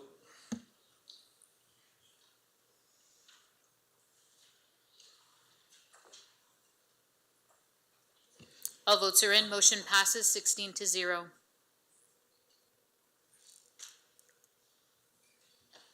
Item 17, Finance, Budget, Information, Technology, and Transformation. 17A, 2023 interim tax levy due dates and borrowing bylaws. Councillor C. McGregor and Councillor Hall, can I get you to move this, please? Certainly. Happy to second. Okay, Councillor C. McGregor, floor is yours. Thank you, and I do believe Matt Torrance will help. I did have a conversation or message with Mr. Quinton on just some questions. I often find some of the tax rates in these many reports that we get rather confusing, and so I did have a few questions on this and thought maybe it might be good just to have them answered. So, and mostly, and it's on the attachments that are included in the report. For the first one, attachment A, I'm guessing that the rates that are in here are already adjusted rates. So I'm just wondering, what were the previous rates? Often that helps me understand really what the changes are taking place. If I can compare, say, 2022 to 2023 to see what the changes are and how that affects our residents or our different categories. Attachment B, again, interim tax raise summary. So I didn't see in there where it actually shared what the percentage was raised in that summary. So again, basically that same question there. And then, of course, the borrowing bylaw. I don't remember signing one of these in the past, so somebody could explain to me better why we might be voting on a $60 million bylaw for, and how is it necessary? Can you give me a scenario? And I think I understand, because I reading that the interim payments and how they come in and possible shortfalls and stuff, but I just feel better if it could be a little better explained. Thank you, Mayor Caniff. Maybe it'll be helpful to council. There's a few new faces around the table, so if I can just give an overview of the tax process. So essentially, there's three variables that go into calculating the tax rates. The first is we'll get the assessment roll from MPAC in December, about the middle of this month. Council has no control over that. MPAC operates at an arm's length to the municipality. They assess every property in the municipality, and we just receive a file with all the property values. Then in February, council will deliberate over the budget. So council does have input into what the annual budget is. And then in April or May, once the budget's finalized, we come back to council with tax policy, which is essentially setting how each tax class is weighted. So in calculating the tax rates, it's just a simple math exercise of taking the budget and dividing it by the assessment roll multiplied by the ratios that council establishes through the tax policy. So how the interim tax bylaw works, so this is, since we don't have our final tax rates for 2023 calculated until May of next year, the municipality needs funds to operate for the first 6 months of the year. So under the Municipal Act, we're allowed to pass a bylaw which levies 50% of 2022's taxes for the interim bill. And that's essentially what this is. So these rates are just 50% of the 2022 tax rates. And then we'll come back in May once council finalizes the budget and the tax policy, and we will establish the 2023 tax rates and calculate the final bills from there. Thank you, and that does help. So, and if we take advantage of the borrowing procedure to do that, will we get a report eventually at the end that says, yes, we borrowed, now it's paid off, interim taxes have been adjusted and rates are coming through? Like, will we have that reported back to us? In terms of the borrowing, we have never borrowed. So this is just. Well, I know, that's why I don't remember this. This is just it's a routine approval. It's essentially like a line of credit that you would have personally, right? Okay. It's like an emergency fund in case we ever needed access to That cash. I understand, line of If credit. there was a natural disaster where we depleted all of our cash resources, it's essentially managing. It's a tool to manage your cash flows. We've never had to use it, and as far as I know, in the entire history of Chatham-Kent, and based on our current cash flow situation, we don't anticipate that we'll ever have to use it, at least in the near term, but it's just there as a safety net. So safeguard. Okay. Yeah. Thank you very much, Matt. Seeing no other questions, we'll put it to vote.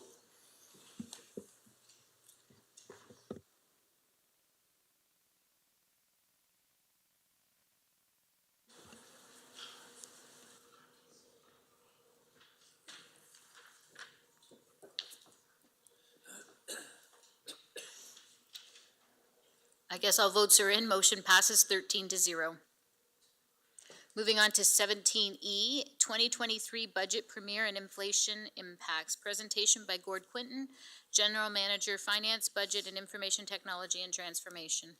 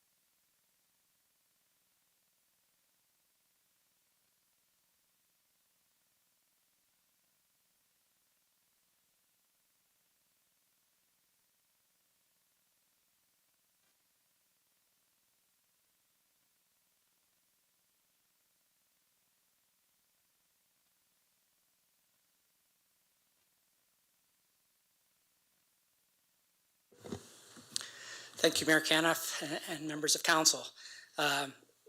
It's the most wonderful time of the year we get to talk about budgets.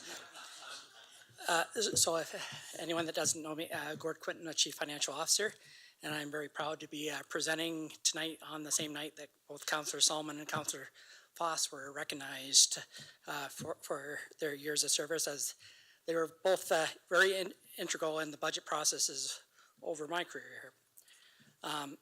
And we always do have to keep the end taxpayer in mind.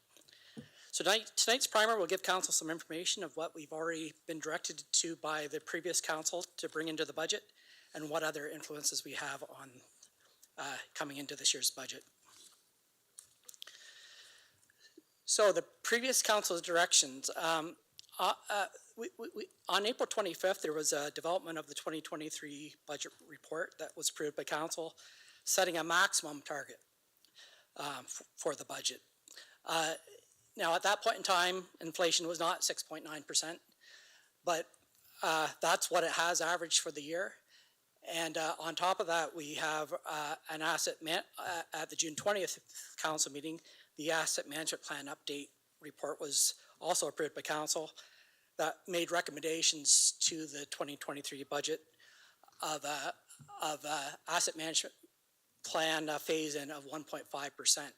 So if you add what CPI ended up being for the year, you know, we're still waiting for November's and December's numbers to come in, but we're getting into the 8% ranges, and I'm quite sure no one on council thought that they were authorizing a 8+% increase at the time, but it was or under, just to underscore that. So a little bit more about the asset management plan. Not only is that report had the 1.5 tax equivalent for our phase-in to where we need to be, but also recommended a 6% inflation rate be used on our current asset management plan. I can tell you 6% is extremely low in 2023 if you want to compare it to how the real costs escalated this year. But this is what we've been directed to bring into the budget. So since we have approximately $62 million of funding in our asset management plan, that 6% means an additional $3.7 million that needs to be raised in the budget on top of the 1.5% for our phase-in. So really we're between 3.5% and 4% already just with the asset management plan coming into this budget. And a couple other key dates. By July 1st, 2024, every municipality in Ontario must have an asset management plan that includes all our assets at the current levels of service. We have captured about 95% of those assets right now, but there are some significant assets that we have not included in that current. Well, in the report in June, we said we had $124 million of needs and we're funded at 50% at that $62 million level. So there is more to come, and that's what we're going to be working on over the next year. But more key to council, the July 1st, 2025 requirement is not only do we need that asset management plan, but it also needs to include proposed levels of service for each category. And that's where council and the public is going to be very much involved in that process. There'll be public meetings scheduled. We'll be reaching out to the public. And that, if I use a road example,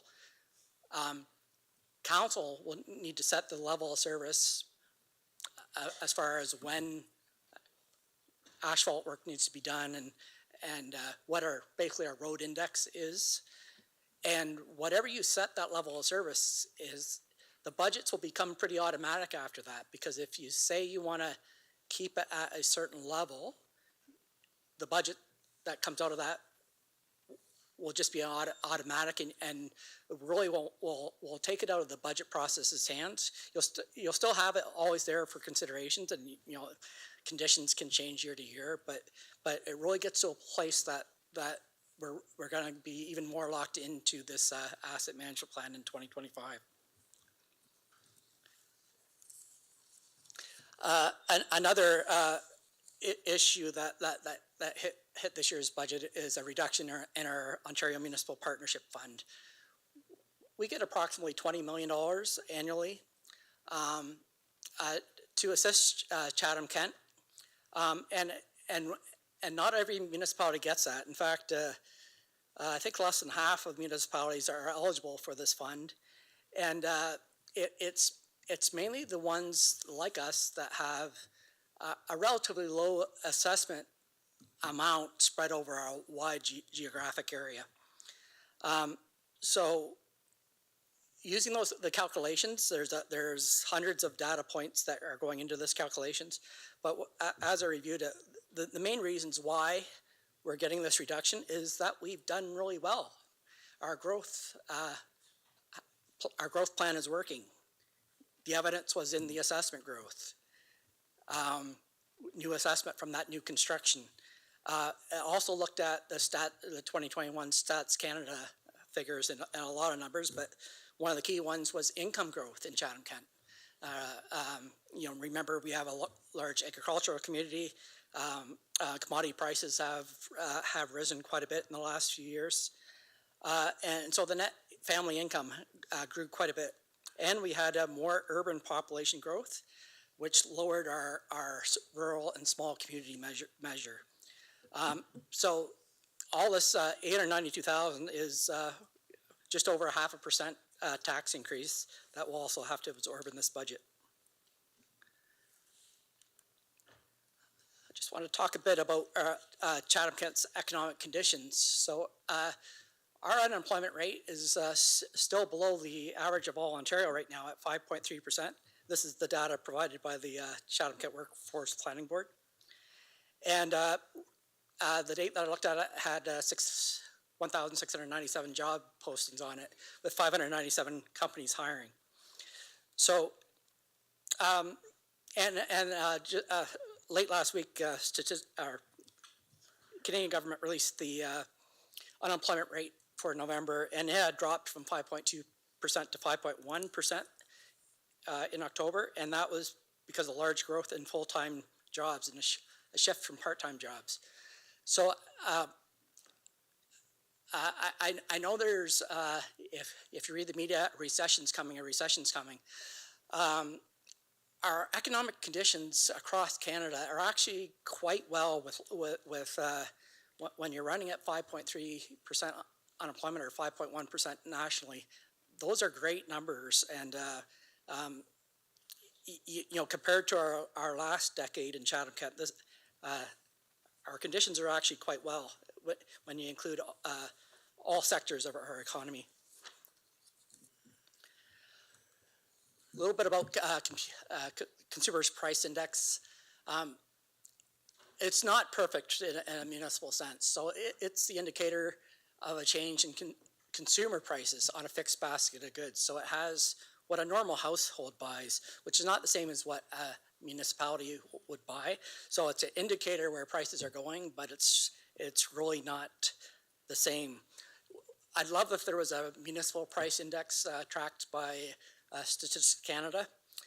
There's not, but there's been some academic studies on such a thing, and some municipalities do try to come up with a number, but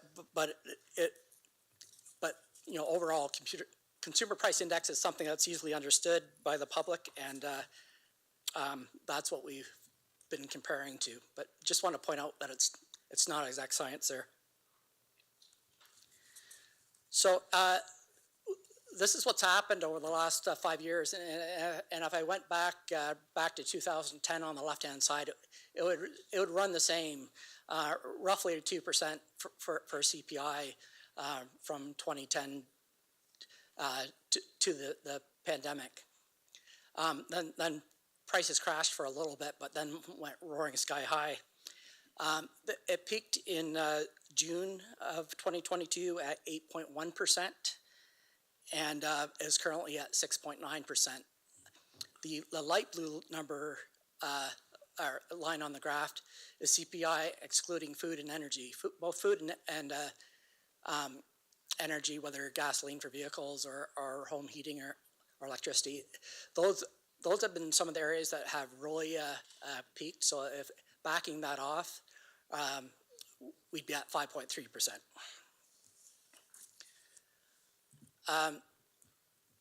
In that 6.9%, your number, gasoline prices were up 17.8%. Wages had risen 5.6% year over year, and food was a 10.1% increase. This chart shows of 8 major categories, again, just where the most was. It's food, shelter, and transportation is where the highest increases have been. As I said, a municipal price index would be better, but one of the things that we have that's perhaps closer is building construction price index. Now it rose 2.1%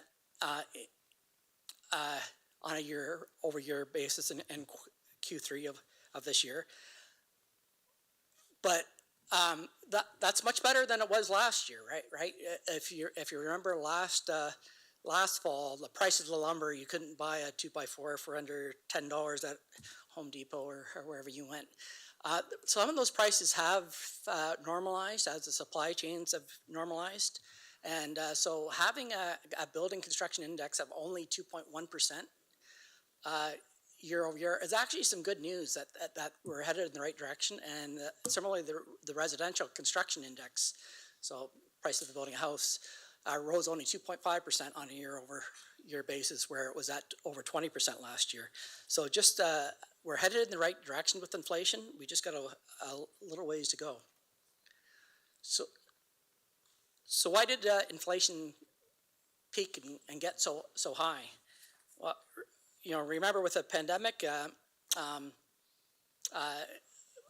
lots of people at home buying things, and they wanted to buy things. They had, in many cases, much more funds to do so. Personal savings reached an all-time high during the pandemic. And in fact, a part of that was due to upper level government's payments, CERB and other programs. There's programs for businesses. And so the people had the funds and they wanted to buy things. And that made the economy red hot with and employment levels. And the supply chains just couldn't keep up with that demand because no one predicted that, which further escalated the price spiral. So all these above reasons are, the Bank of Canada has stepped in, and has as the Fed in the U.S., and has done extensive interest rates hikes to dampen inflation. It's working. As I just showed on the previous chart, things are slowing down, and that'll be good for our inflation and our future budgets. So last slide, sort of the overall conclusions for council. Obviously, the 2023 budget is going to have a significant inflation impact. Not just our asset management plan, but whether it's wages, all the materials we buy, even some of the contracted services that we pay. Everything is tied to inflation, and it often is that CPI number for many of our contracts.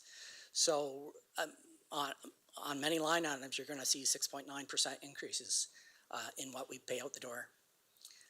I do expect that during 2023, inflation will begin to fall, and I'm hopeful that our multi-year budget for 2024 to 2027 will be back to a 3 to 4% range, but that still might be double the Bank of Canada long-term target of 2%.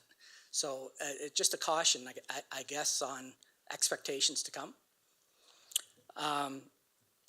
Funding of the asset management plan and its related inflation will be a major tax increase annually for at least the next decade and probably the next 2 decades.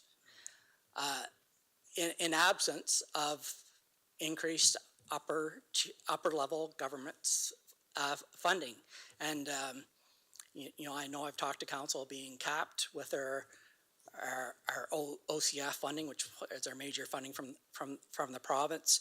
We still haven't heard where they're at for 2023, but we expect to hear that in the next week. But also at the federal level, what used to be the federal gas tax, the Canada Community Building Fund, it's time to have for the federal government to step in and fund municipalities, either through doubling that program, giving us a share of HST, something, or else the budgets are going to be very high.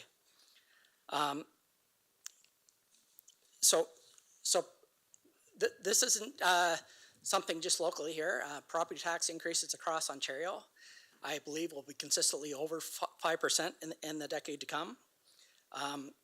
I've seen a lot of draft budgets in our treasurers' meetings. They're landing in the 4 to 8% ranges across the province, with inflation, asset management plan, and COVID impacts being the largest drivers.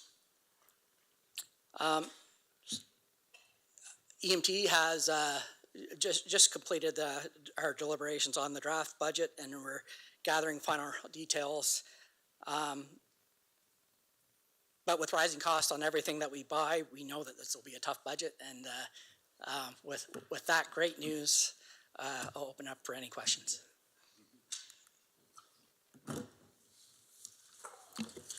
Councillor B. McGregor. Thank you, Mayor Caniff.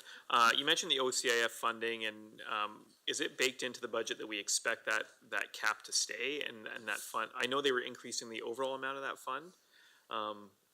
Is our expectation that it will remain the same, or have we been provided any sort of preview that maybe we'll do better? Thank you, Mayor Caniff. To date, we've received the opposite, is that the likely message is that the $10 million cap will stay in place. But we're waiting for that to be in writing to finalize it. And last year, we got the letter on December 8th, so I'm expecting it to be this week sometime. But so we have included zero increase in that fund in our draft budget. Of course, if we get better news, we'll lower that. That would be nice news, yeah. And the OMPF reduction, is that overall fund decrease province-wide? I know I think that was happening for a few years, and is that a component of that decrease we've seen, other than the good news we're doing a little bit better comparatively? Thank you for the question. Yes, there was a decrease from around, I think, about $540 million, where it peaked, down to a $500 million level that the province's funds. They have frozen it at that level for the last 2 or 3 years. So it's the same amount across the province, not inflation adjusted. So that hurts us right there. But basically, it's a distribution of that fund. So if you really think about it, we've done better than some of our comparative municipalities that get that fund. So our growth has beat the average. I don't know how else to put that. So we've done really well, and this is the price that we're a 0.5% tax increase that we all need to share in because of that great news. A nice warm present. Thank you. Councillor Scotchy. Thank you, Mayor Caniff. I guess I know you can't actually answer this question, Mr. Quinton, but I'm going to propose it to you. I'm just looking at the last 4 years, the challenges we face, seeing the inflation aspects, knowing that we've had third parties come in and basically state that we're a very lean and effective municipality. When's the breaking point for these municipalities when people are paying more for food, people are paying more for their goods, and we're continuously being forced into a very challenging budget? Because there's no doubt now that we're going to start having decisions to make, either where we're going to be cutting facilities, we're going to be cutting programs, or we're going to be cutting funding our most vulnerable sector to look at trying to make an obtainable budget. So I just don't know where the province expects municipalities like Chatham-Kent to go that are so vast and from a geographical standpoint. And I'm just asking yourself, like, do you know how in the next 6 years, if these numbers continue, how it's going to even be functional for you to come with a budget that's under 10%? Thank you, Mayor Caniff, and thank you for the question. It is obvious to me that the upper levels of government both feel that municipalities and the property taxpayer can afford this. And I think that's a mistake. It's not only, it's everything combined gets us, if we were only responsible for roads, for example, well, we could probably handle that, but we're not. We're responsible. I'm looking for health units, for social services, and then we continue to get hit with new bad news every day. I'll give you an example, the Bill 23, I know I think last council meeting, Bruce was mentioning that a report will be coming, information report coming in January on that. But even though council just approved a development charge bylaw last August, that bill took $1.8 million of the funding that we'll get over the next 5 years out of that. And it's called a housing bill to build more housing, yet we have less money to build the roads to make the housing happen. It's a constant barrage. I can only hope that our lobbying campaigns across the province ramp up as every municipality is faced with this same 4, 5, 6, 7, 8% budgets, that the lobbying level just increases through AMO and every council to say enough is enough, we need more funding. Thank you, Mr. Quinton. My last comment is, a lot of people talk about Chatham-Kent prior to amalgamation. These challenges weren't there prior to amalgamation. The funding aspects for roadways and that, sometimes were 80-20. Now it's flipped around. And I guess the only thing I would ask is that maybe prior to during the budget overview, if possible, I think it's very important to kind of give a really brief overview about the KPMG study when we're talking about these inflations. Because I think it's very important to know that not just our municipality from a staffing perspective looked at these. We actually had a third party come in to see how we were operating, to see that we were lean, and to ensure that we were, getting the most bang for our buck, talking about the asset management plan, all those types of things that we're going to see some really significant challenges this budget. And I think it's important to also summarize all the good things that we did the last 4 years to let everybody know that we are trying our best to ensure that we are kind of dotting all the I's and crossing all the T's. Thank you. Thanks, we definitely will be including that in the budget. And the bottom line of the KPMG study in their executive summary was, for the geography that we're dealt with, we're doing a really good job, a lean operation with the geography that we're dealing with here. Councillor Wright, followed by Councillor Anderson. Thank you, Mayor Caniff. This is to you, Gord. It's $1 million a day to operate Chatham-Kent. At a 6% inflation rate, I got a calculation that's costing us $60,000 more a day. Would I be correct to say that? At a 6%. Yeah. Just the inflation on the asset management plan's $3.7 million for the year. Yeah. Okay. Thank you. Councillor Anderson, followed by Councillor Story. Thank you, Mr. Mayor. I don't know if this has been looked at or if this is an opportunity here, if it would even assist in, this inflation that we're seeing. But is there an opportunity to look at sponsorships for, recreational facilities that we have or other things that then it could maybe assist in our assets and how much things are costing us? Have we reached out to companies? Do we have, sorry, maybe this is a question for Michael. Do we have someone on staff that seeks out partnerships with successful companies within Chatham-Kent that can help? It gives them a tax break, but it also, gives our taxpayers a tax break as well. Maybe I can answer that, if that's okay, with Mr. Quinton, through you, your worship. So, we do. I think there's more work to be done in that area. We are exploring some naming rights opportunities. And when I say naming rights, I don't necessarily mean just a large, big buildings, big facilities, but even something small. So, for instance, offering free swims or things like that. That generates well, helps us maintain the same service level, and in some cases helps offset some of the cost. But also looking at the bigger naming rights opportunities as well. As you know, we recently we received some community support money from Hydro One that will go a long way to assist in some of our costs, at least over the next 10 years in the recreation area. One of the challenges, though, is when you get that type of contribution from good sort of corporate citizens, they want it to be something that isn't necessarily buried below the ground. So pipes and bridges and things like that. So, but it does help offset the overall cost. So we are looking at a campaign where, and we're not the only ones, there are other municipalities that have naming rights programs in place. You're only as good as as far as your community will take you, though. Some of the GTA, obviously, or communities in and around the GTA have a broader pool of corporate citizens to sort of draw on than we do in Chatham-Kent, but we, by the same token, have some companies that have been very helpful. So I think there are some opportunities in that regard, and we'll explore anything we can to help offset the cost so that we can maintain the level of service. Because as Councillor Sakachi says, something's got to give at some point, and if I can just give a little editorial here, we've seen communities that have gone sort of zero tax rate increase because they've been hit really hard in the industrial base, that sort of thing.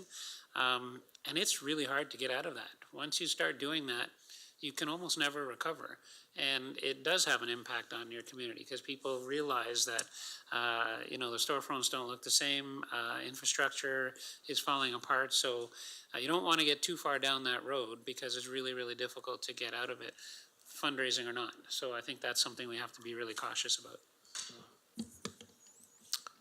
Just to add to that as well, like an example is Tech Savvy, how they stepped up. We got $1 million sponsorship, and certainly, as Michael's pointed out, we're looking at all that, and we're working on putting something together to put out to the business of Chatham-Kent, because I believe that a lot of them we want to step up in some way, shape, or form to make our community better. So certainly, we're in the process of doing that, because that's, and now how much will that offset what Gord is talking? That's another question, because a lot of this isn't funding in perpetuity, which is what Gord needs. Every year he needs to have that same flow of funds.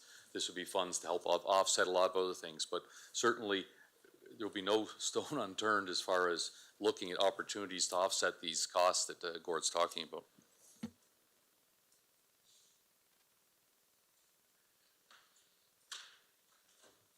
Councillor Story, followed by Councillor Thompson. Thank you, Mayor Caniff. Thanks, Gord, for that reality check, always helpful. I think it might be helpful for me to understand as well the dramatic economic changes we've seen the last few years especially. Can you compare when we're looking at, for example, a 4 to 8+ tax increase next year or in the coming years versus the last couple of years where we were before, and just to indicate to folks where we're what we're facing now? Thank you, Mayor Caniff. Yes, for your question, I believe last year our draft was 4.74%, don't quote me on that. And we landed somewhere, council approved a increase about 2.8. And basically an average for the entire last term of what was approved by council would be in the 2.5, 2.6 range. But that was, if I go back to that inflation chart, except for the last budget, they were running at, inflation was running at 2%. So whether any of our costs, and wages are half our costs, but our other costs as well, we're purchasing a lot of goods every day. Yeah, it's helpful to see that in black and white. Thank you very much. Councillor Thompson. Thank you very much. Gord, it's a set of sobering facts you presented to us, especially for councillors who are used to seeing budget increases of 2 or 3% like we have over the last 8 years. Every year, though, you send out usually an email right around budget time talking about new construction and kind of the offset that we would expect to see. Is that baked into this presentation? Thank you, Mayor Caniff. Yes, it is. I think we hit a record for growth, and that'll be included in the budget as well. Right, but was it included in that 8.4%? Well, the 8.4% was simply the target that Right, council okay. presented to us, which would have included everything, including growth in that as well. We, don't want to scare you too much. We're not at 8.4%. We're well below that, but it's higher than it has been in the past because of the inflation that we're facing. Okay, thank you. Okay, with that, we'll go on to the next item, item 15, tender awards. No, we're past that, Mayor. It's corporate services. Oh, sorry, back of the page here, yes. I meant to say corporate service, No item 18. worries. I just having a flashback there. Councillor appointments to committees of council and local boards. Just wanted to note a change on this, that Councillor Pinsino reached out to me recently and said, well, there's an issue with the meetings between the PUC and the Lower Thames Valley Conservation Authority. So with that, given the meetings are the exact same time, he pointed out that he can't attend both at the same time. So he asked that he be pulled from the Lower Thames Valley Conservation Authority, and what we're doing, we're putting Councillor Finn in place of Councillor Pinsino on that. So with that is, I want to just to give the public an idea and just council, just how do we come up with that list? So the first thing is, as you all know, that we asked everybody, we asked councilors to put together what their preferences were. We don't want to be putting a bunch of people on committees they don't want to sit on. So we asked them to kind of rank committees and saying go through first, second, third, fourth. So we had various responses to that, but also there's a bunch of other things you have to balance in there, is that in some cases there's only one position. So if 5 people want a position, there's issues with that. Continuity in the committees that you'll need to maintain that at timing of meetings, which we discovered on that one. That was an oversight to determine that both of those. Ward specific, some of them are ward specific that we need a particular councillor from a particular ward to sit on. And again, as I pointed out, the interest in sitting in that. So all those were balanced out to come up with that list. So I just want to, for the public and just for council as a whole, that was kind of the juggling act that came about it. So if I could get a mover and a seconder to move the report, Councillor B. McGregor, Councillor McGrail. Any questions? Seeing none, we'll put it to vote.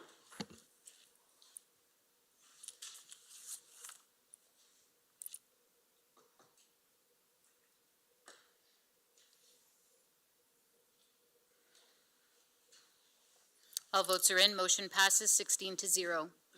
Moving on to item 18D, motion by Councillor Allen regarding vaccination policy for council and committee members. Councillor Allen? Thank you, Mayor. Whereas the previous council of the municipality of Chatham-Kent approved a vaccination policy for council and committee members on October 4th, 2021, and whereas the vaccination verification and testing policy for staff and contractors is currently suspended until further notice, with the exception of the requirement for new hires in the municipality to provide proof of vaccination, which is still in force as a condition of their employment. Therefore, be it resolved that the vaccination verification and testing policy for council and committee members be suspended in full, therefore not requiring new councilors or committee members to be vaccinated or test as a condition of participating in municipal business on municipal premises. Councillor Thompson, can you second that, please? I'll second that. Councillor Allen, the floor is yours. Yeah, like stated before from a lot of the deputations today, a lot of different municipalities, especially bigger ones with higher density population areas, have kind of gone away from this. And, you look at our hospital now, which is moving away from this. I just think it's kind of time to, hope at the same time move on from this.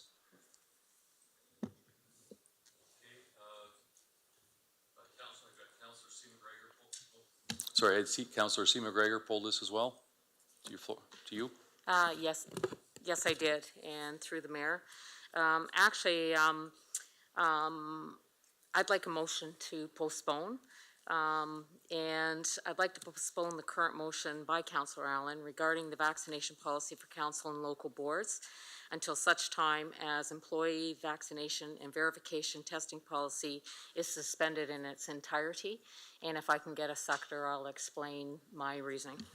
Second, Councillor Hall. Yeah, second. Thank you. Now, the reason I'm bringing this, and I'll tell you right now, I'm not going to speak to the delegations. My postponement speaks strictly to leadership and governance through council. I'd like to start by saying that I believe as a counselor and council, that we as leaders should not only lead by example, but our actions should also be in the best interest of health and safety for all citizens. Chatham-Kent-Council is a governing board and has one employee, and that is the CAO.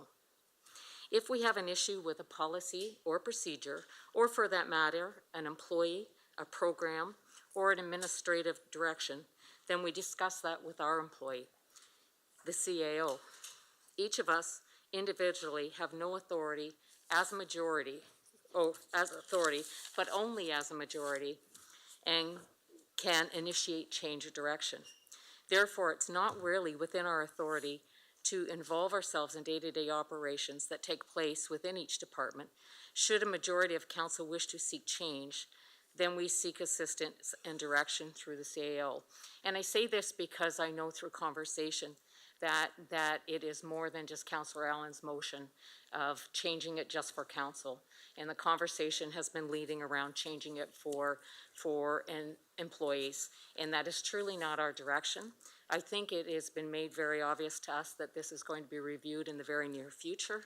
And I think for the few weeks of inconvenience that we as leaders should lead by example and support the decision that is happening through administration and through our staff, and that when that policy changes, then ours so dissolves at the same time. Thank you.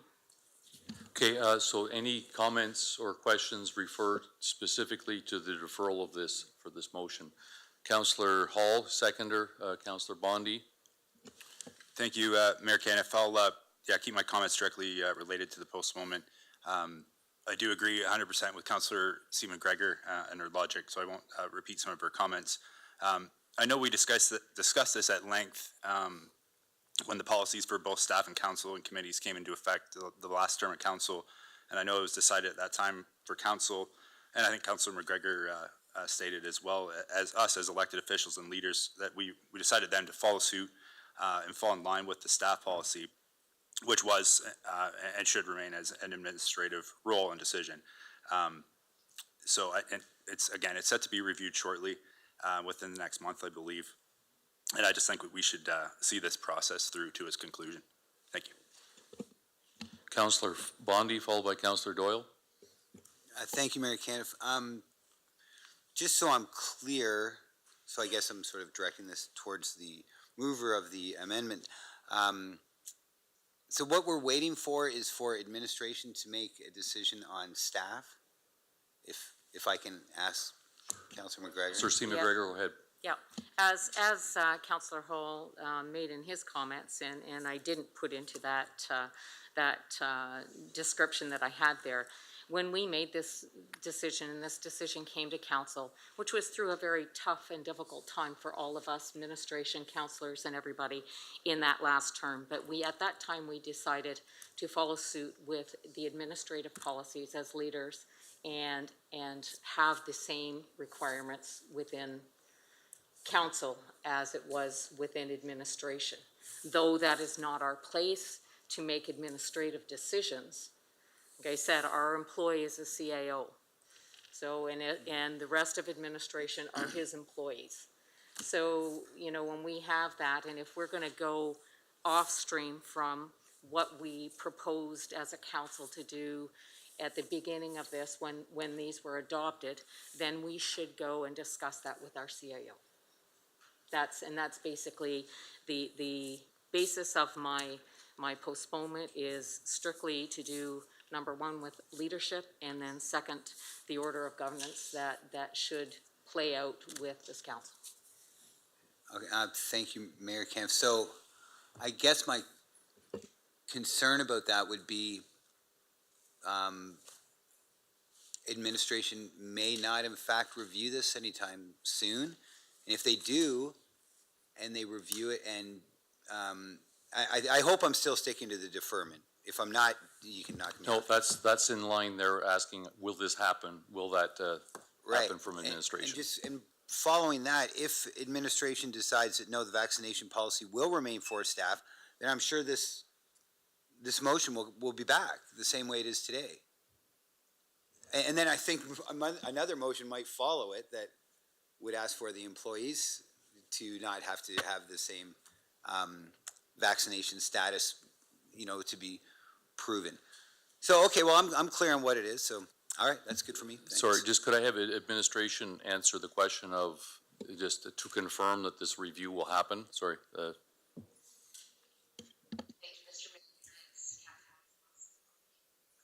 Corporate Services and the Chief Human Resource Officer.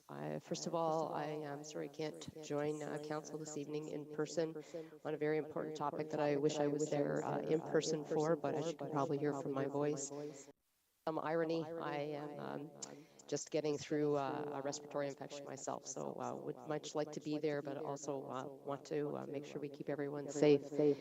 Administration is going to be reviewing the employee vaccination verification and testing policy in January.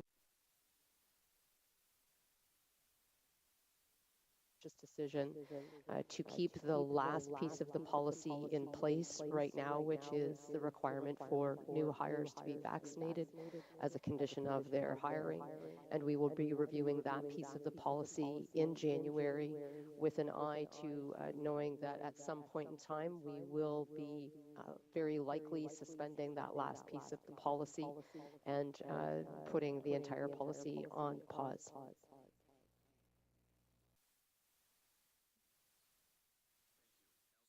Followed by Councillor Pincinel.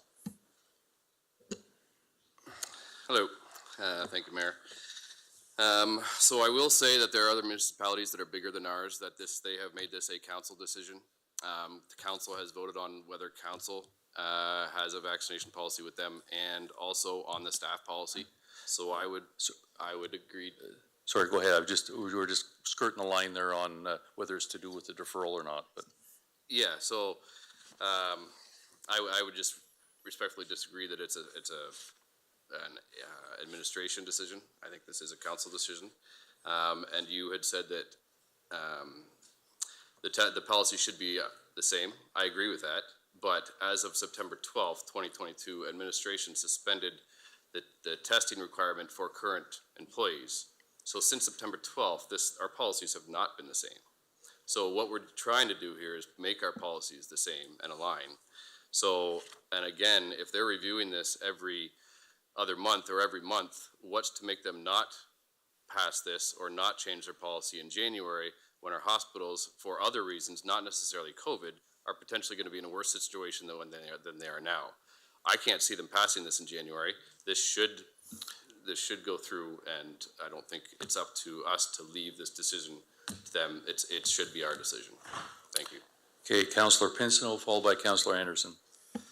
I agree with pretty much with that. On October 4th, 2021, we voted to put this policy in place. So why was it our job then and it's not our job now to deal with it? I think we should deal with this tonight and turn down this referral. Thank you. Councillor Anderson. Yeah, I'm not sure if this is to the deferral or not, but let me know if it's not. But I think any time that, speaking here, what I read, and someone who's a nurse and has personally had to disclose my personal health information and the whole public to know my vaccination status, I feel like any time that is part of a policy, it needs to be made policy with extreme caution and consideration. And I'm not saying that wasn't done. But I think it also deserves to be revisited and reevaluated at the first immediate chance that it can be done. And that same caution and consideration be given with all the new data that is available. Okay, seeing no other questions, then we'll put this to vote. So to be clear, Council, we are voting for what's on the screen right now, and that is that this motion be postponed until such time as the employee vaccination and verification and testing policy is suspended in its entirety.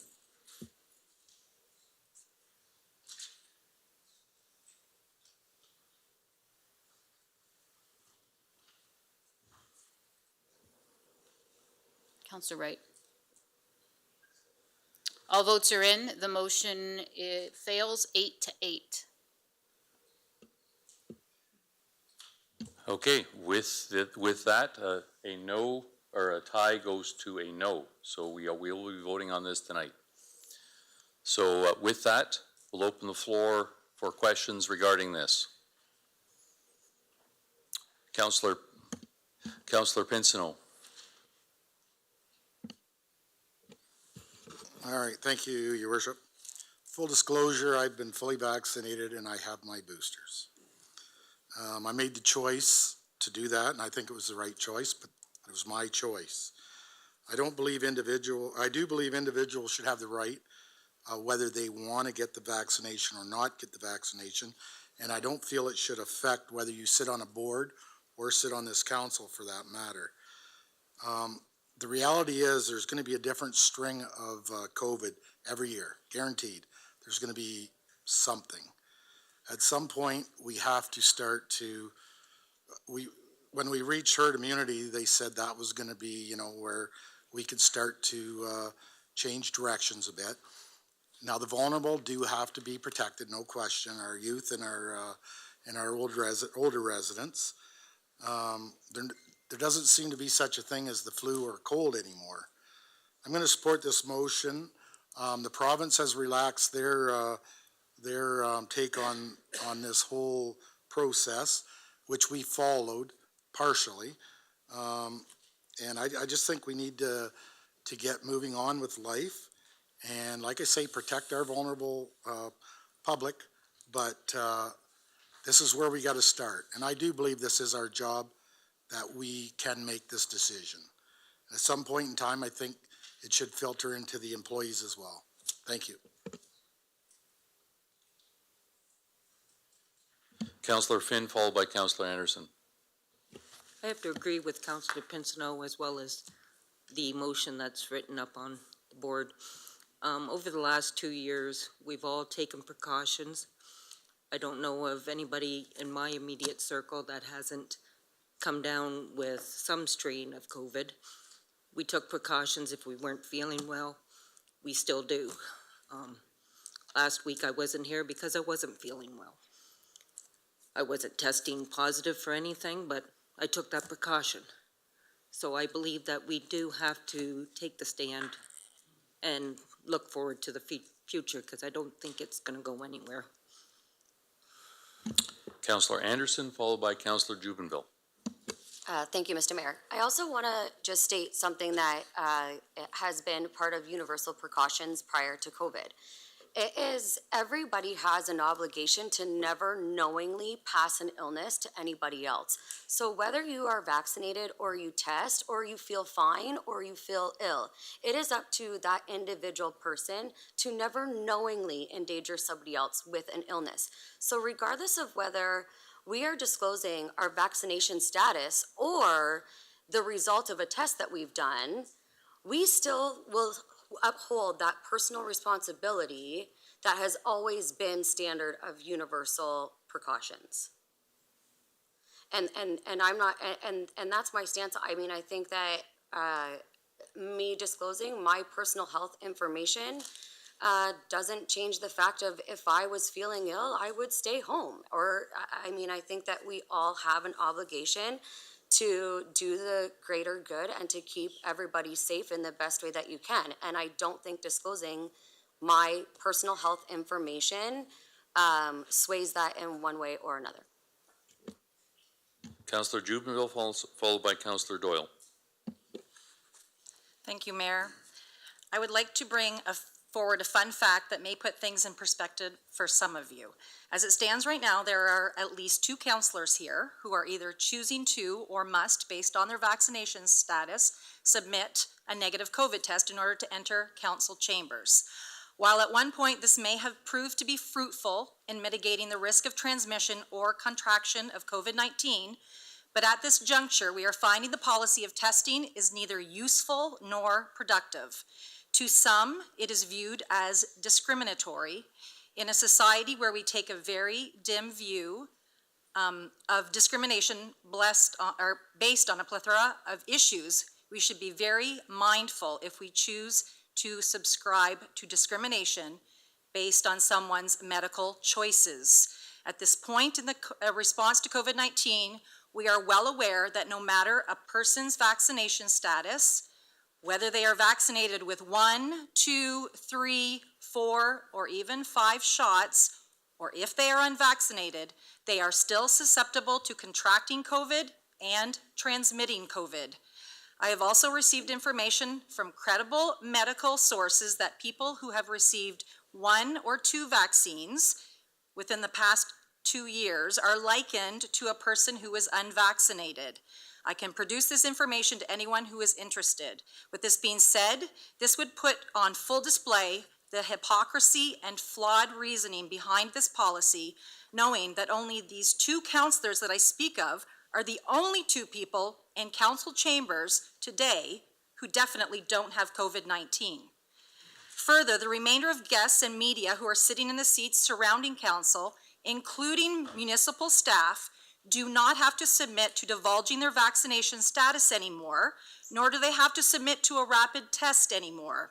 With all of this being said, it is fair to state the existing vaccination policy for councillors and committee members is flawed and outdated, and in my opinion, needs to be terminated, and I support the motion at hand. Councillor Doyle, and then I'll go to Councillor Allen for any final comments. Thank you, Mayor. I'd like to say that I'm not anti-vaccination at all. I'm pro-choice for this vaccine. If you want to get it, get it. If you don't, don't. It has been stated that the majority of people who now get COVID, regardless of vaccination status, will have symptoms similar to a mild cold. So if that is the case, why are we continuing to discriminate against our council, committee members, and new staff regarding their vaccination status? We don't make it mandatory for workers to be vaccinated against other viruses, some of which are much more deadly than COVID, so why are we still making people be double vaccinated against COVID? I would agree that our policies for council and staff should align. So if staff doesn't have to test anymore, then council and committee members shouldn't have to test anymore. As well, if council didn't have to be vaccinated in order to be elected, then staff shouldn't have to be vaccinated in order to be hired. It's really that simple. I will also say that we are here on behalf of our constituents, and it is well known that right now the public health people want people to be wearing masks indoors. Look around this room. What percentage of people are wearing masks indoors? I'm not against, or I'm not against masks. If you want to wear them, wear them. If you don't, don't. But based on looking around this room, you can see people's views. Then take a look at the people, at the percentages of people who got their first and second dose, the percentage of people who got their third dose, and the percentage of people who got their fourth dose. And each one lessens. And I would argue that a lot of people who got their first 2 doses did it because they were coerced into doing it, because they had to keep their job, because they had to travel, because they had to see a loved one. So if we are here to vote on behalf of our constituents, then look around and make the vote based on what your constituents want. And it's pretty obvious to see. Thank you. All right, Councillor B. McGregor wants to make some comments, then I'll go to Councillor Allen. Sure, and I appreciate the discussion tonight, and I think it's appropriate to recognize what this conversation is about and to narrow it to that at times. And to also recognize, you know, we had input from our medical officer of health, and, you know, he's certainly worked hard over these past 2.5 years, and it would be, I think, remiss not to recognize the work of public health during this past 2.5 years as well, and recognize that policies and procedures were made with the best available information, and those things will evolve. So I appreciate that input. I also think it's not a discussion for tonight to talk about, or it shouldn't have been, to talk about the reality that is COVID in our community and in our province and our country. And I think that it's unfortunate at times it delved into that conversation. So regardless of what happens on that vote tonight, I just thought it was important to bring that up and to really maybe focus on what we have done in the past around COVID. And you know, we've seen some emails back and forth and heard some comments tonight about what the policy meant and how that might have affected employment. So I just did have a question for Kathy, if she could comment on the differences between the policy that we have had at the municipality of Chatham-Kent versus Windsor, Hamilton, or some of these other communities, and how that may have impacted how this review has happened and how we've moved forward with policy.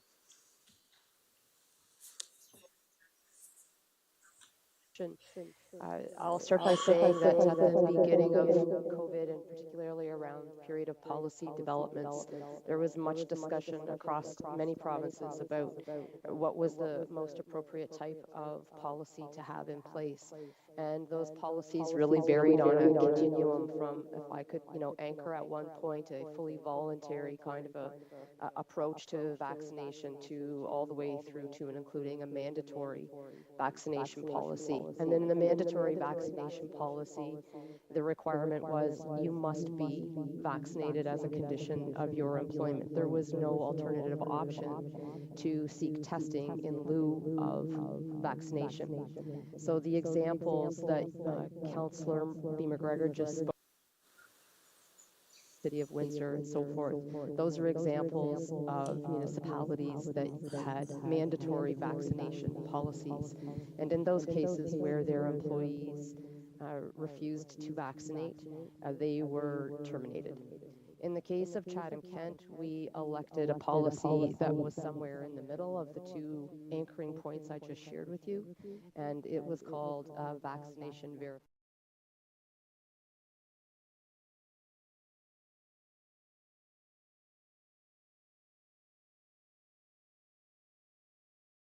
Provided an alternative to vaccination.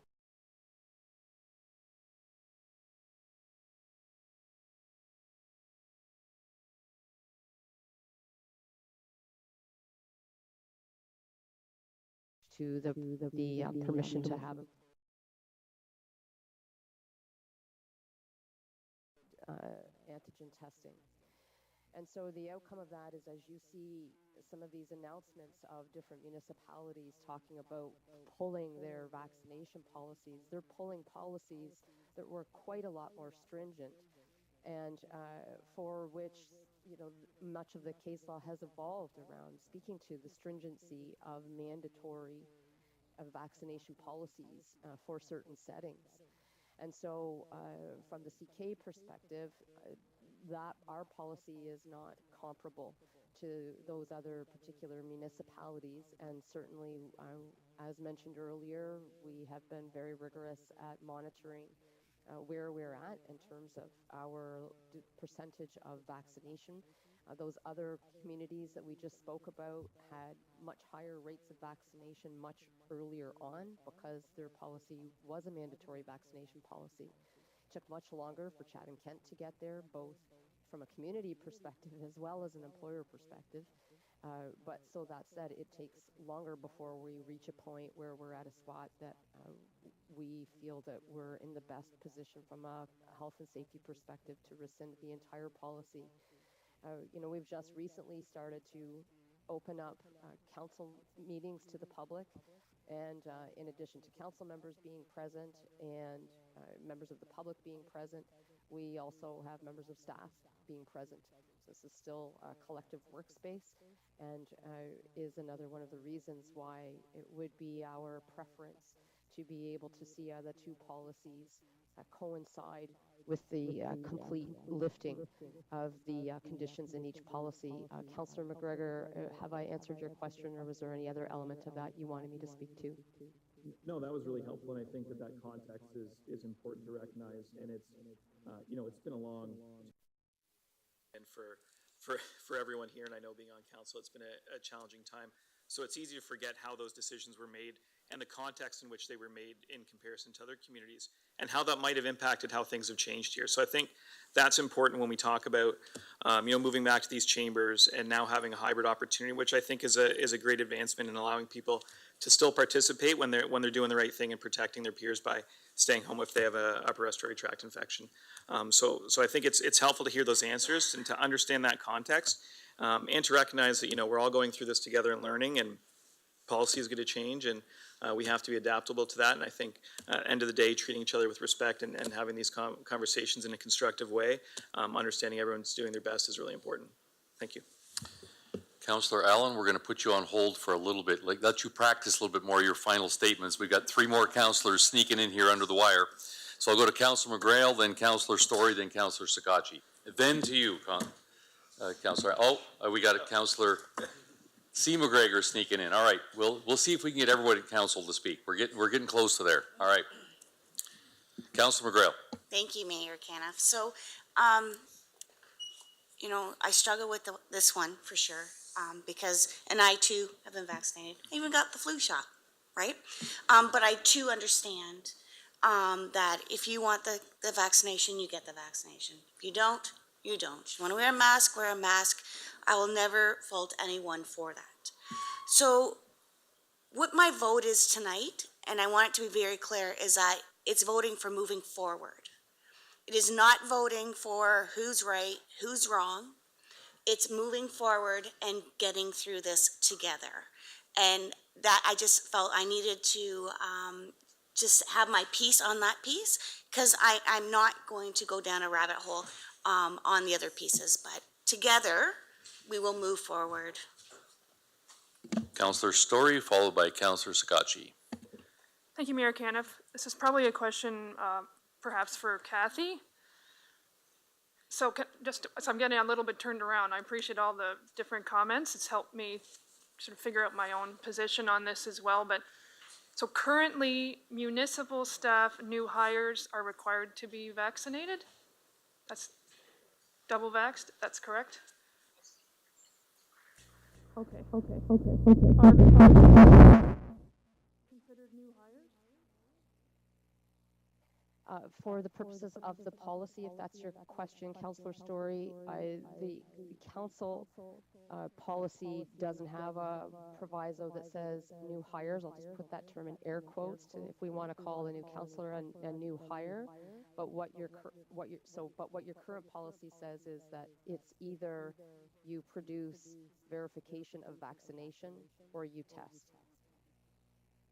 Okay. Okay, I appreciate that. I mean, obviously, I feel like I'm a new hire because I was not here a few weeks ago. And generally speaking, I mean, probably no secret where I fall on the public health spectrum, obviously, but generally speaking, I do feel a bit unease and uncomfortable creating a separate set of rules and policies for councillors to follow versus staff.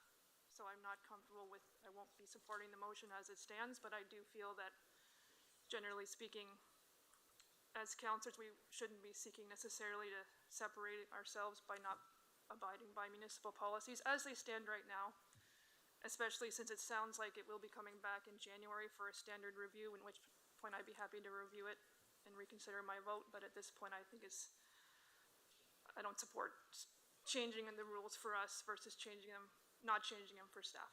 Thank you. Councillor Sakachi, followed by Councillor C. McGregor. Thank you, Mayor Caniff. Mine's more of a point of order. What's reading up on the screen right now is confusing some people, in my opinion, because there's more than one thing. We're not just talking about the committee members here, and that's what's on the screen right now, and that's probably why Councillor Sorry just indicated what she says. So are we voting on the entirety of the motion still that's in our agenda package? So, Mr. Mayor, if I can just clarify that the policy that council approved back in 2021 was for councillors and committee members. Correct. So, but there's a second point to this motion that's talking about the testing policy of staff, which is an HR decision, which is not council's decision. Is that, Sorry, this motion has nothing to do with the employee one. Okay. I just wanted to clarify what it was. So basically, okay, I appreciate that clarification, as this one here, the way it was worded was throwing me off a little bit. Thank you. Councillor C. McGregor, followed by Councillor Allen. Thank you, and through the mayor. My previous motion was strictly about governance, and so I understand where we're at. I still do firmly believe as leaders that we show our support through a policy that was developed back when we were all going through so much. Administration has outdone themselves and has been absolutely amazing through this. I can't even imagine what our first responders and all of our other outlying staff has also gone through during this time.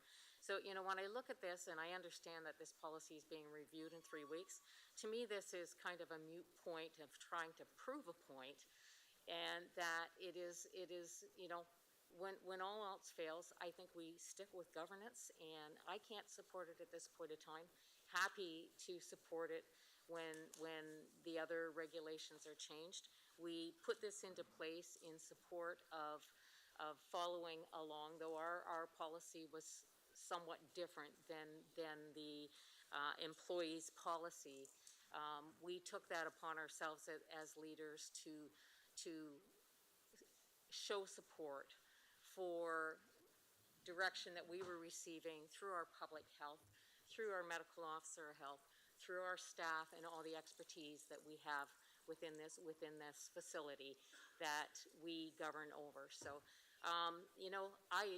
if you're vaccinated or not vaccinated, that is definitely a personal policy or personal preference for each and every one of us to make that decision. But I think for being a leader and for the short period of time of inconvenience until administration can review this policy once again, it's kind of a no-brainer for me. And I'm sorry I can't support it at this time. And, I would love to see this fail again, and I'm not sure where it goes if that happens. So, but thank you for allowing me to speak again, Mayor Caniff, and we'll go with wherever we go, because at the end of the day, the majority of council rules. Thank you. Well, Councillor Allen, you've had lots of time to practice up. The floor is yours. Thank you. No, I think it's pretty much all laid out, plain and simple, black and white. Yeah, thank you for the opportunity, and that's about it. So I'm just going to have the clerk clarify if this fails, what is the outcome? Right, so majority vote, obviously, if it's yes, then the policy ceases. If it fails, then the policy remains in place, just to be clear. Okay, with that, we will put this to vote.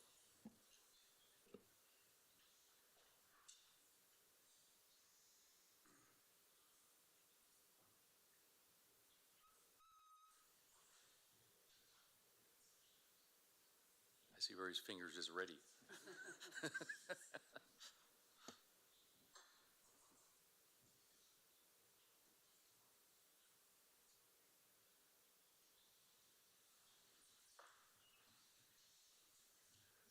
All votes are in. Motion passes 9-7.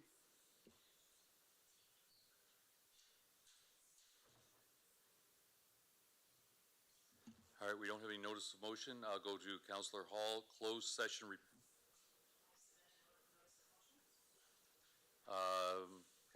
Yes.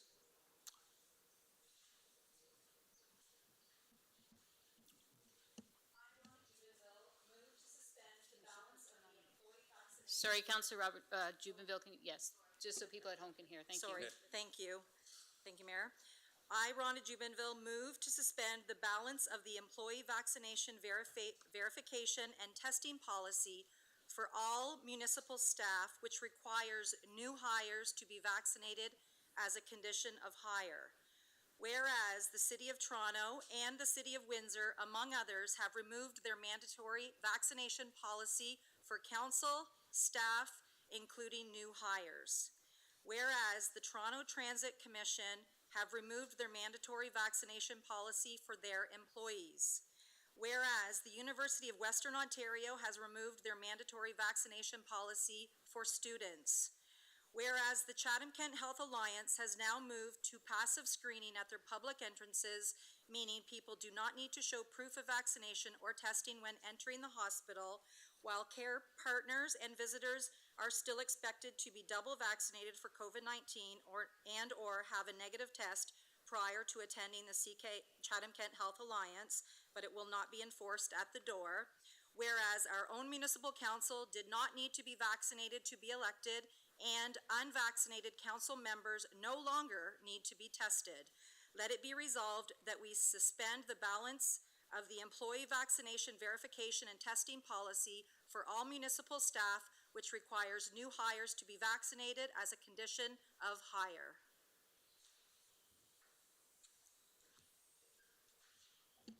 Okay, any other notice of motion? Seeing none? All right, we'll move to closed session reports. Councillor Hall. Thank you, Mayor Caniff. I have two reports for this evening. Closed session report for Monday, November 28th. Members participating remotely were Councillors Allen, Doyle, and Finn. All other members of council were present in the council chambers. Council received information on litigation and advice that is subject to solicitor-client privilege with regard to Wheatley explosion, Section 239(2)(E) and F of the Municipal Act, and a personal matter about identifiable individuals and advice that is subject to solicitor-client privilege with regard to application for zoning bylaw amendment, Heinrich Croker, 20954 AD Shad Road in Brawley, corresponding to item 11G to the open session agenda, Section 239(2)B and F of the Municipal Act. This item was added to the agenda by a 2/3 vote. And my second report, closed session report for Monday, December 5th, 2022. Absent were Councilors Crew and Harrigan. All other members of council were present in the council chambers. Council received information on position plan, procedure, criteria, or instruction to be applied to any negotiations carried on by the municipality with regard to community support agreement, battery project, Section 239(2)K of the Municipal Act, and advice that is subject to solicitor-client privilege, and a position plan, procedure, criteria, or instruction to be applied to any negotiations carried on by the municipality with regard to audit contract, Section 239(2)F and K of the Municipal Act. Those reports are so moved, Mayor Canna. Can I get a seconder for that? Councillor Finn? Anyone opposed? Oh, I'm trying. All right, we'll put it to vote.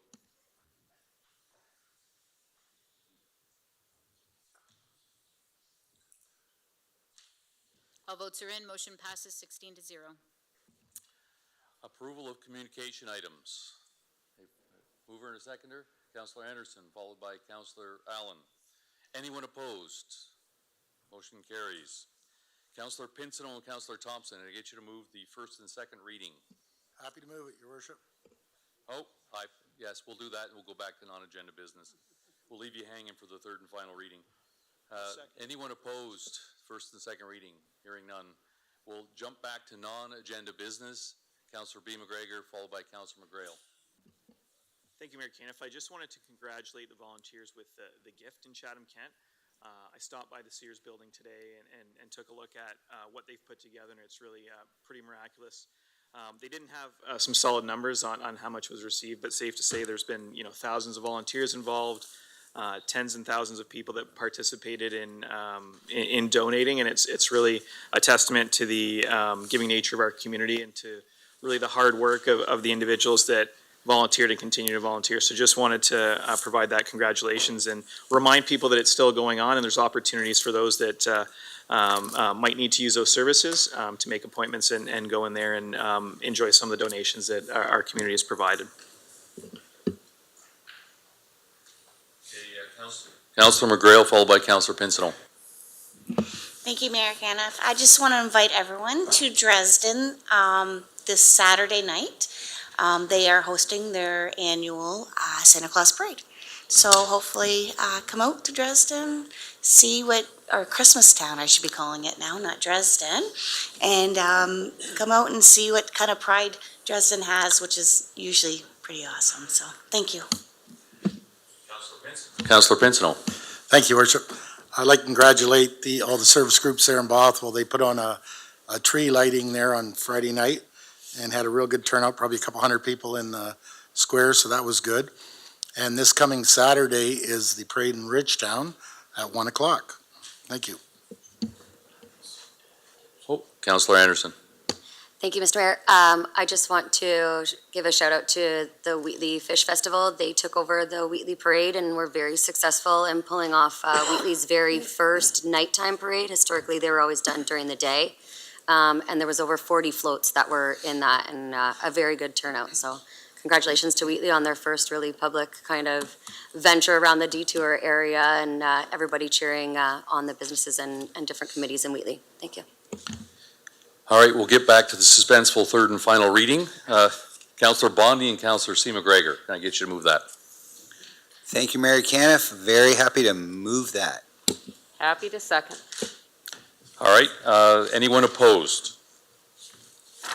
Motion carried. All right, we'll move to a resolution of council in closed session adjournment. Councillor Hall, and we'll continue the rotation of new councillors closing us out, and it'll be Councillor Doyle's turn this time. Thank you, Mayor Caniff. I move that Chatham-Kent-Council adjourn to its next meeting to be held on Monday, December 12th, 2022, and that Chatham-Kent-Council authorize itself to meet in closed session on that day to discuss any matters permitted by the Municipal Act. I second that. Anyone opposed to shutting down the meeting at 8:55? Going once, going twice, closed session. Thanks, everyone.